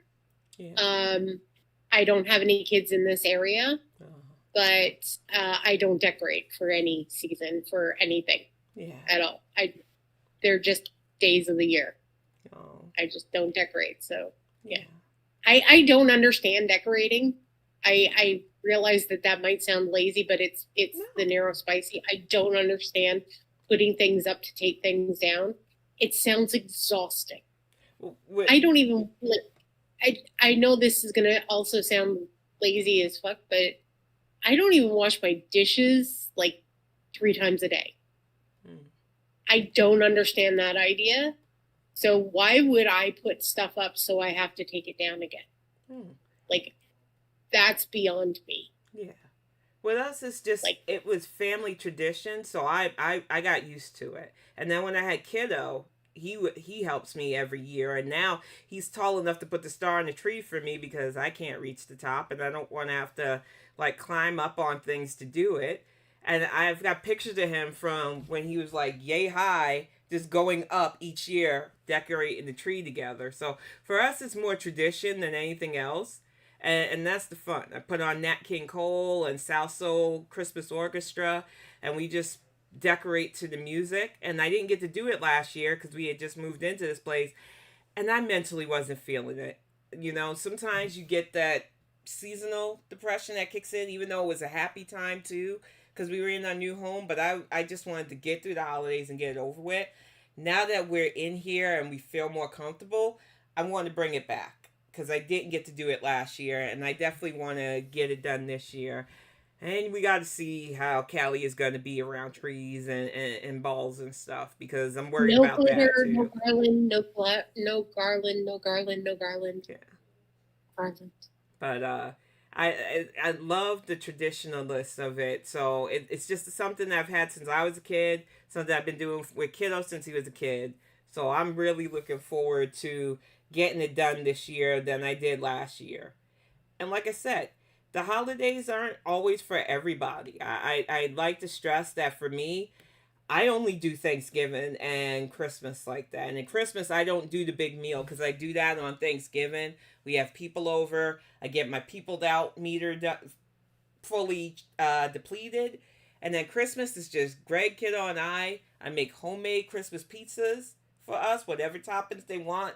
Dough is made by hand, and we just chill and watch stuff. Christmas is so nonchalant for us. We open presents in the morning, and then the rest of the day is just you playing with whatever you got. I honestly, and for me, I'm probably getting more books because that's my jam. I love books. And Minecraft. Yeah. I Minecraft and I watch Doctor Who because Doctor Who is like it's Isaac Newton's birthday for me, so it's like I celebrate Isaac Newton's birthday and I watch Doctor Who and play Minecraft. So that's December 25th for me. Yep. So I'm like, the only other tradition is I watch the Macy's Day Parade on Thanksgiving and the dog show. I love the dog show. But is that Westminster? Honor of Halloween. Yeah, I'm going to drink some water in just a moment. We're going to do this natural habitat Halloween saga, Mouth, which is that little chipmunk, I love him, versus Albie, the rabbit. It is hilarious. They're going to use the newer one. These make me laugh so much. All right. Will that be paper or plastic? Mouth. Pardon?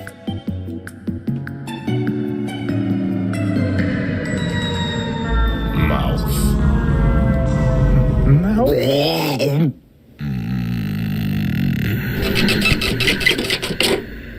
Please take your receipt. Hey, happy Halloween, little buddy. Well, aren't you gonna say trick or treat? Mouth. Mouth.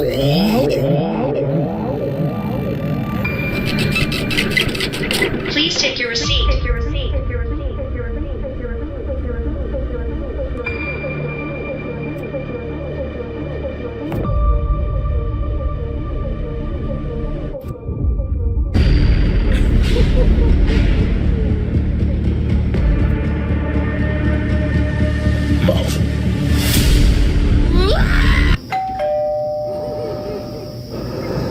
Trick or treat, you little creep! Oh my god! That man is pepper spraying a child! Leave that little boy alone! No! He's supposed to be a chipmunk! And he's supposed to say mouth! You want me to say mouth? You're sick! No, you don't understand. Last year, my hands were in his mouth, and he liked it, and so I tried to offer him candy, and then he fell on top of me, and now he's back for more.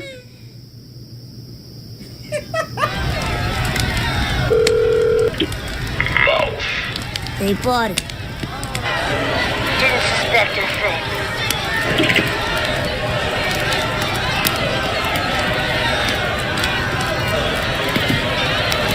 I think the tree should have been upside down. I think it would have been nice if I was the star.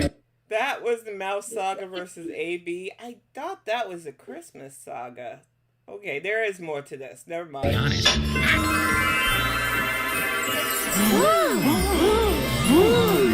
Wow, look everyone. We're three-dimensional now. Kevin, did you ask Santa to put us in a Rankin Bass Christmas special? What are you guys talking about? Everything looks fine to me. Is he trying to put the star on the tree? Why do I keep missing? Guys, I don't like 3D. Ugh. Someone put me out of my misery. Oh,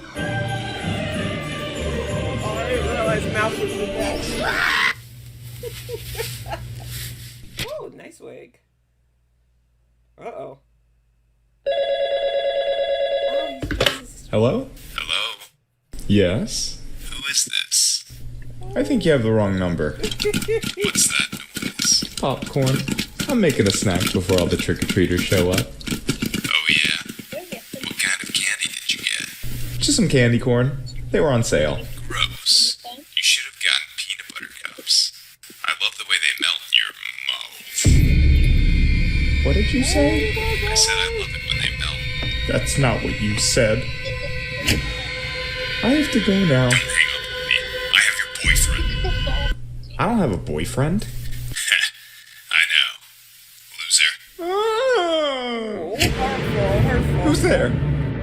You should never say who's there. Don't you watch scary movies? Mouth.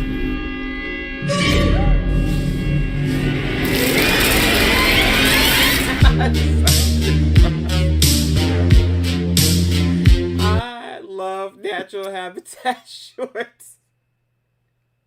Oh my goodness, that was crazy.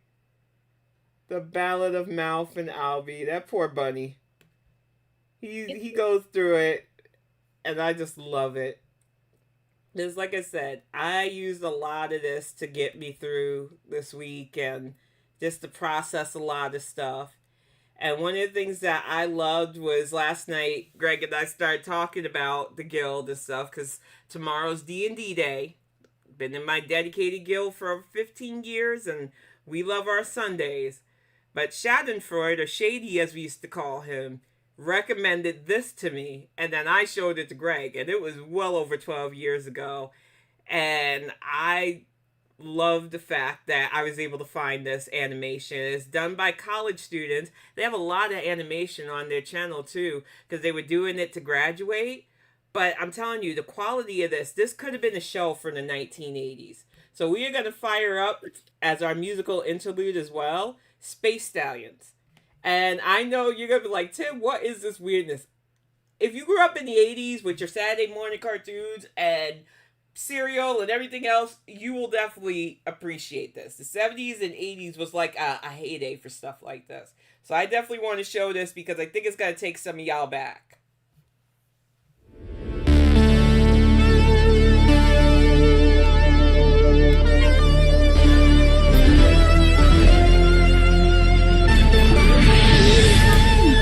Previously on Space Stallions. Joined forever in holy matrimony. You said we would be together forever.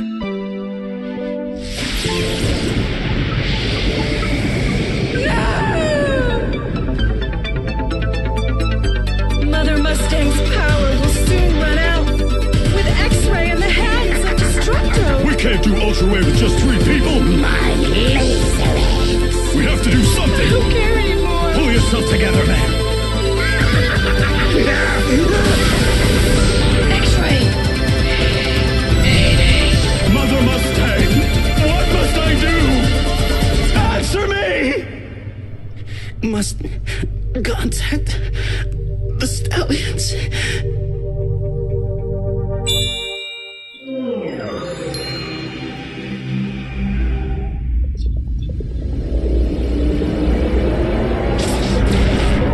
Darkness is covering the multiverse. Far away in the galaxy of the Wild Stallion, a spark of hope is born.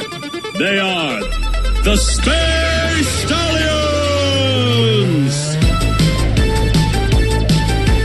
Ion Ray, Optica, X-Ray, and I am Sunray. The Stallion! Power of the horse. Full force! They bring peace to the universe with horsepower. Giving from the light, a modern Mustang for all.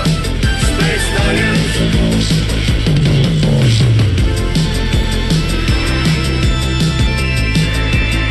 Full force!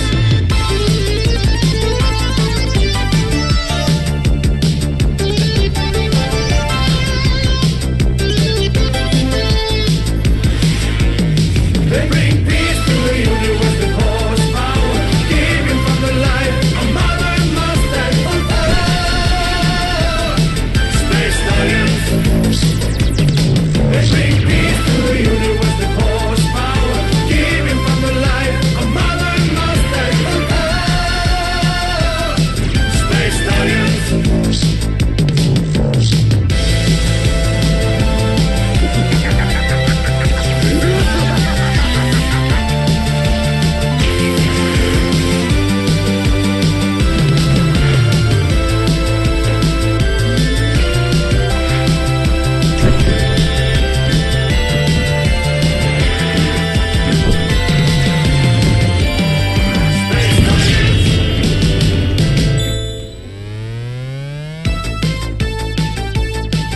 And can you believe this was college kids that did this as a project?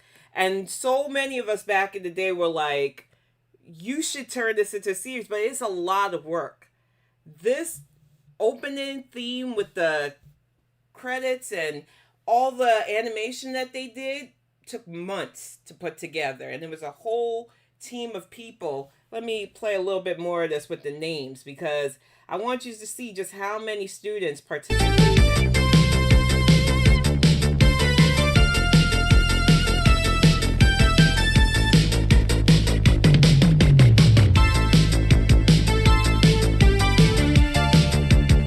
Kids put so much into this.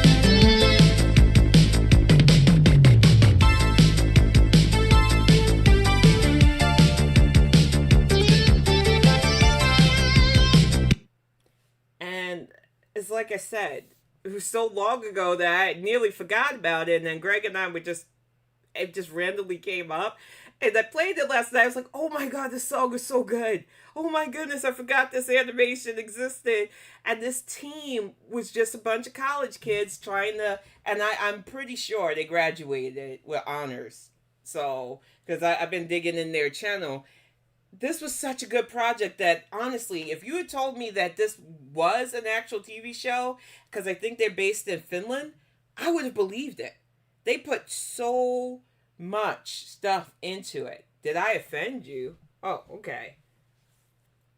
I don't know what's going on in the chat, but I believe Panda's from Estonia. Honestly, Panda, we will be on Tuesday night to cover the results. I'm still trying to decide if we're going to do it on Twitch or on YouTube, since it's going to be Pix and I talking anyway. Twitch for me is a bit more intimate. That's why I like doing the Bonnet Chronicles on there. But since this is going to be an Election Day special, and we'll talk about it after we wrap this up, Pix, for a bit. I'm thinking about doing it on here, but I'm not sure yet. Either way, Sure, I'm here for that. yeah, I just wanted to have fun though. And honestly speaking, this week was a bit rougher than I planned, but I'm feeling a lot better headspace wise. I'm glad we got to talk about some of our favorites, and we will definitely come back with more Bob's Burgers. I just think animation for me is a great escape. I think reading for me is also, and with music, but animation always shows things that we're not capable of doing in the physical world. And I just love the talented people who blend art, music, voice to design and give us masterpieces like these. You know, I know Space Stallions wouldn't have been for everybody, but if this had been a show and I was a kid, this would have been on rotation with Thundercats, Transformers, all the anime like animations that I watch, along with my favorites like the Smurfs and Muppet Babies and stuff like that. So we will definitely do another animation special because I would love to just do like a throwback to some of our favorite cartoons from kid shows. I was listening to Daddy Dewdrop's Chickaboom, Don't You Just Love It? The Groovy Ghoulies are another favorite show of mine, especially around Halloween. There's just so much joy that can be brought from the stuff you like. And like I said, while I know why people are going to love Agatha, I have my problems with the show. And my problems are rooted into my own belief system, so I just leave it at that. You know, I'm not anti-witch. I just hate the way witches are portrayed. You know. But, Pix, if you want to talk a little bit more about Bob's Burgers before we wrap up, you can. I have no problem with that.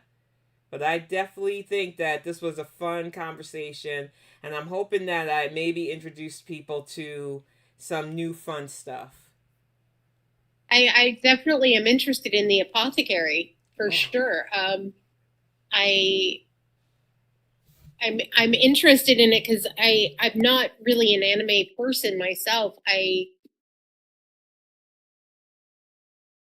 am in that like that part of the generation where I didn't have, because of how I grew up and stuff, I didn't have the Saturday morning cartoons. I didn't have the Friday night things. I didn't get to do any of that stuff.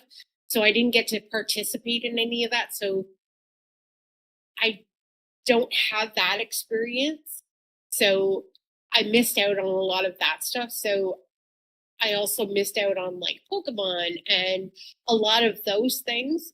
So I didn't get the Goku experience, and I didn't get all of those things as well. So by the time that I got around to watching things, I had to formulate them as an adult. And so I, like, a lot of the experiences I didn't really get into. So, like, if I'm discovering anime now, it's like my friend Totoro, because my friends are telling me, hey, you need to watch this because you're going to love it. And then I watch it and I'm like, oh, it's called the Cat Bus because that's what I want to call it. And I'm like, they're called Soot Sprites because that's what I want to call them. And that's what it is. It's the Soot Sprites and the Cat Bus. And they're like, no, it's actually called My Friend Totoro. And I'm like, no, it's not. It's called the Cat Bus. And, you know, it's like the steampunk moving house. And it's like, yeah, no, but it's you know, it's Billy Crystal is Calcifer. You know, like there's like I do have certain ones that I do watch, but it's very limited, and I'm very interested in learning more. So I'm very interested. We definitely got to talk about it too.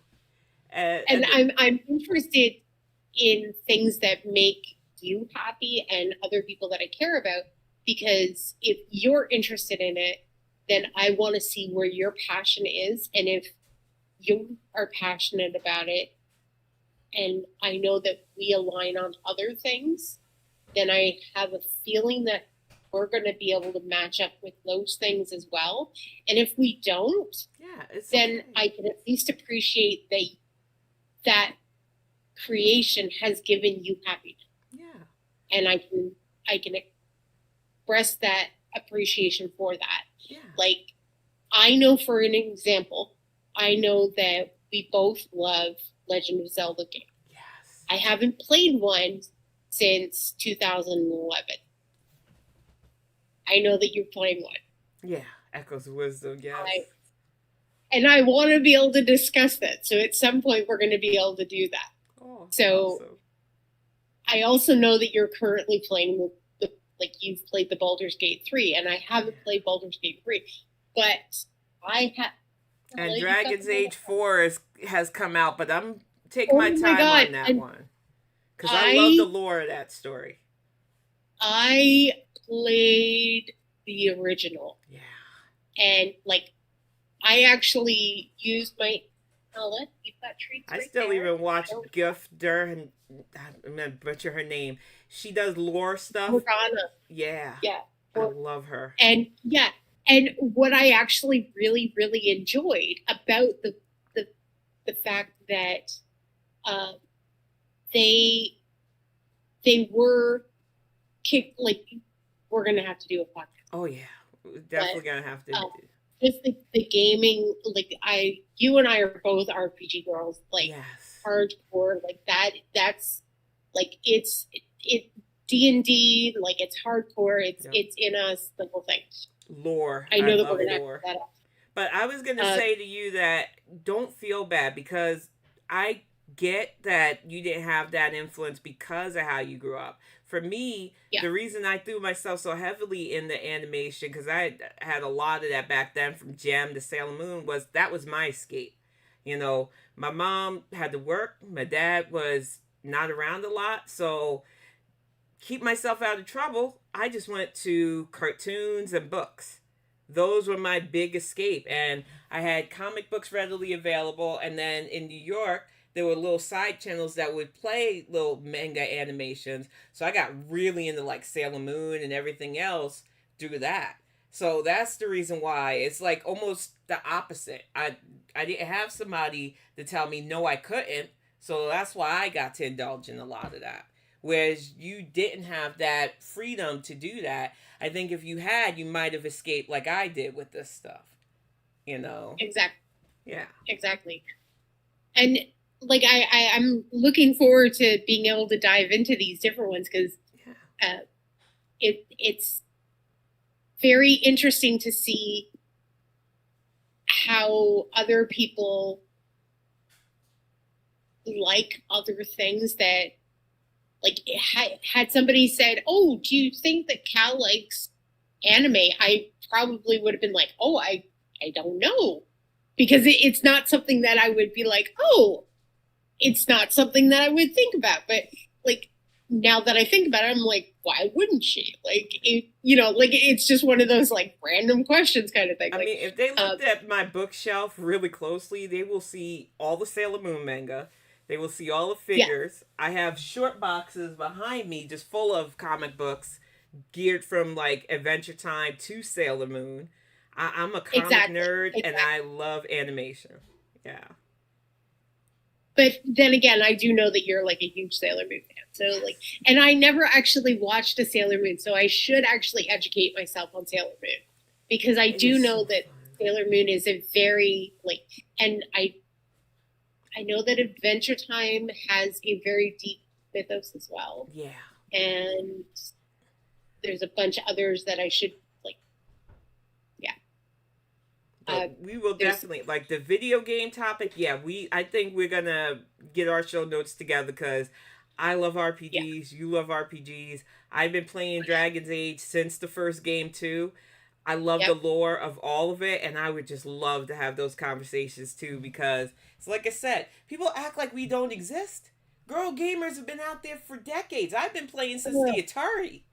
You know, it was one of the things my dad, when he had us, he would sit me in front of the TV and I would play Donkey Kong, I would play Pac-Man, I would play Pong. I love those games. And then I had to deal with, in the 80s, people saying, well, girls shouldn't play video games. I was like, no. And then my mom got us our first NES system. And I still have my Legend of Zelda. I'm here in Voltron. Oh my, you are hardcore. Yeah, I love Voltron. So much respect. Yes. Oh.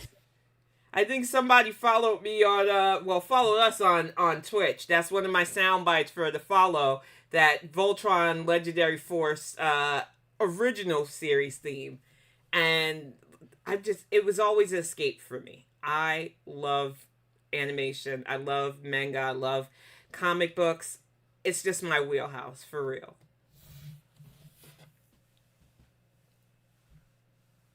So, yeah, I definitely think this was a fun cast. Like I said, Pix. Next week, I think we really... Hi, Diabetic Necromorph Leg Pondu dear. I think next week we are definitely going to have to talk about gaming, too, because... Yeah. I could go on. I have a feeling that... Yeah. I have a feeling that we're going to definitely be diving into that. And I think that our characters are going to be changing to, I will tell everybody that I am going to purposely be making different characters for the foreseeable future, because I want to make characters because it's a cathartic thing for me. It's very fun to do. Yeah. And I will settle on characters eventually. The ones that you guys see will eventually become animated, actual little ones that we can actually use instead of our faces. Yeah. So if we're not feeling well or something's not going well or whatever reason. I'm just going to be upfront. When Pix pitched the animated avatars is because I thought I was going to find out this week that I was pregnant. I wasn't going to announce it because honestly, I need to set that boundary between my private life and doing these YouTube things. And I was on board for it. But even if we start doing it, I'm not going to announce something like that. It'll only be close friends and family that know fully. This week I didn't get that news and it put me in a bad headspace. I didn't want to lash out at the people that I cared about, so I just stayed away. And we're just going to keep trying because we can. So I'm glad that I have somebody so creative that can help out with that, because I don't really want to show when I'm showing. And this will help when that happens, you know? So I'd rather just let y'all guys know that, you know? I'm not trying to be nasty about it, and it's not like you won't get... It's the reason why I thought I was, you know, because I was getting a lot of the symptoms that I thought, you know, yeah, this is it. But it's not the case yet, but we're not giving up. And when it does happen, it'll be a little bit more obvious. So I would rather have the animated avatars so that, you know, I can just chill, because I'm going to have my feet up. Because my ankles swole like crazy with kiddo. And it didn't help that I was so massively morbidly obese either when I was pregnant with him. And this time, now that I've lost a lot of that weight, I know it's going to show. So I would rather have those avatars, and we got time, girl. There's no rush for it. But I would rather have those avatars up during that time so that I can just kick back, relax, and talk, you know.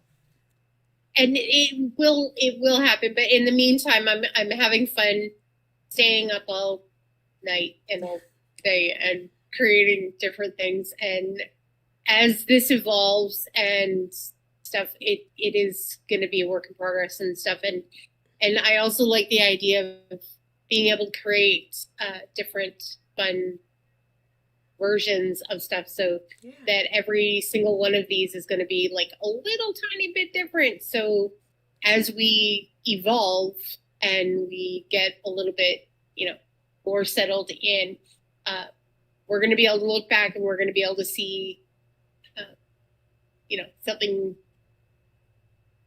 Yeah, something really great. Grow with that. Yeah. Yeah, it's gonna be really cool, and we're gonna be able to look back on this and be able to be like, hey, look at where we started, and you know, the sun was like right behind me, and it was like this weird ass glow, and I love the like, lighting in the background you got now. For real, it is so Thank pretty. You. Yeah, yes. I'm very sorry. I heard a door. No, it's okay. So excited for my ice maker. I'm just happy that you were able to get it. I wanted to try to do it for your birthday, but I was still trying to order it from here and get it to there. And Amazon's a pain in the butt. They just refused. And it was like, I'm giving you money. Just get it to my friend. And they were like, no. No, and that was the crazy thing. Yeah. That was the absolute crazy thing. I will actually... Before we go, I will actually send you a picture of what it is so you can pop it up on the screen so you can show everybody the actual picture of what it is. I definitely would love that. And that way everybody can see the actual. And I'm just going to take a picture of the actual one so nobody sees anything. There's not going to be any...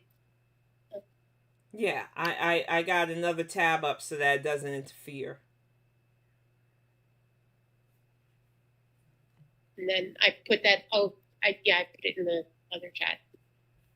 Sorry. Did you? see which chat I put it in. Yeah, give me just a moment of scrolling. Oh, that is pretty. Give me just a moment. Yeah. And it looks just like mine, except mine is silver because I let Greg get it, and he knows I like silver. Give me just a moment here, and I will show you guys it. And it's like I said, I just really wanted, I heard you when I talked about our ice maker and did that community tab post say, you were looking for one. And I was like, well, I like being able to help friends out and get them stuff that they need. So I was like, okay, let me see if I can get this. And I tried. I really wanted to surprise you on your birthday, but Amazon just was not willing to work with me at all. And it was so frustrating. And the really cool thing is, that one was 25% off. Wow. So it is usually like a ridiculously, like, I had looked at that one and it was like so much more. And I was like, I'm never going to be able to afford that one. So I was like, oh my God. And then I even got Descaler. I got like a double set of it. And I was like, yeah. Nice. So I got like a double pack of Descaler as well.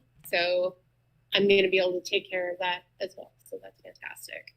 That is awesome. So yeah, it's very, very pretty. Yeah, I love it. And the color blue is really pretty. Yeah. And it's I think there's only like 3 left. So, and then after that, it's like the only other ones that are left are like the black ones, and they're not even the same style. Yeah. It's really nice. And it's like I said, I just like, I know on your birthday we covered a lot of the why we're leaving that former community and stuff. So I was like, I just want her to know that she's appreciated. I knew you had wanted this, and honestly speaking, I would have gotten it to you sooner if Amazon wasn't such a pain in the butt about shipping. It's not even like it's overseas. We could literally drive to each other from where I live. So I thought it would make sense to be able to just send you this from Amazon. And even when I tried Amazon CA, they were still blocking me. And I was like, I got to figure this out. And then you helped me figure it out, and we got you it, and I'm glad. Happy birthday again, Pix. I'm glad you're here. I'm glad you made it to 50, and I want you to be here for 50 more, if not beyond, because I like writing that in sci-fi, that eventually humans are going to find that one step beyond. And hey, Crimes and Crochet, thank you so much. Hi, Nala. And I'm just excited for what we can do with this cast, because it's like I said, as much as I used to have fun talking about the other topic, I think we can have fun just talking passionately about the stuff we're into, Definitely. And I'm glad that we were able to talk about this today, because it was good to put the past in the past, and we're moving on with the future, and I'm looking forward to having my ice and the store that's 54 steps from my door. The lady who is the manager there, it's her birthday today. Oh, wow. So I went over and told her that my ice maker's coming, and she's like, but, and I'm like, no. And I actually figured it out, and I believe it was. Uh-oh. Voltron's going off again. I can't remember how much money it was, but I think it's like close to like $500 a year or something like that I spent. Ridiculous amount of money that I spend on ice. Like, I need to figure out what the recipe is so I can actually make it at home. Thank you for the follow on Twitch, y'all. I appreciate it. I was like, and that's the thing with OBS. I have to figure out how to make sure Sound Alerts doesn't crisscross the way it does. It won't be like that on Tuesday, though, because we'll probably be using a lot of sound alerts to either express joy or... I'm going with joy. I honestly feel calm right now. We voted. My whole house is done. Kiddo got to vote in his first election. I'm excited. I'm going to focus on joy, because I had too much moping this week, And it put me in a better headspace talking about animation with you, talking about our favorite episodes of Bob's Burgers, helping people up to the Apothecary Diaries. There's just so much good that you and I are just going to touch upon. And like I said, we definitely got to do a gaming cast next because I could go on. For real. Oh, yeah. Definitely. Definitely. But we are going to get ready to wrap this up. And it's okay, dear. I appreciate every follow, every watch. It's like I said, we are doing this for fun. We are rebuilding. So I understand those who came for the past stuff. I appreciate y'all for sticking through this. I hope that you enjoy the content. We're going to continue on and just keep talking about fun topics. And sometimes not so fun topics, but informative topics. But, you know, when we close one door, we definitely can open up a whole bunch of others. So I thank you for sitting in with us. Pix, thank you always for being a lovely co-host. And we will definitely be back next week with some more of these. And we will be back on Tuesday with Bonnet Chronicles because it's not going to be the afternoon, y'all. It's definitely going to be an evening stream to go over the results and watch it in real time. I am either going to have tissues for happy tears or tissues for not so happy tears, but I am prepared. Yeah, and I even, I'm not even kidding you, I have corn nuts and I am prepared. Yo, we're going to go get some, because I don't drink, we're going to get some apple cider. Used to, not acting like I didn't back in the day. I'm not a heavy drinker, and with what we're trying to do, I'm not fucking with that. So, some cider, and we're just going to celebrate, or I'll put it back on ice until Thanksgiving. I don't know. I'm looking forward to popping it, though, and just enjoying the hopeful good news. Oh, I hope so. I hope so. Definitely. But we are going to definitely wrap this up, and I'm looking forward to that too, Beans. We are definitely going to wrap this up, though. Pix, I'm going to meet you back on Discord to talk some stuff for Tuesday and beyond. And I will definitely see you all soon. Nala, you are always welcome, our pretty kitty co-host. And thank you, Pix, so much for doing these with me, because it is so much fun.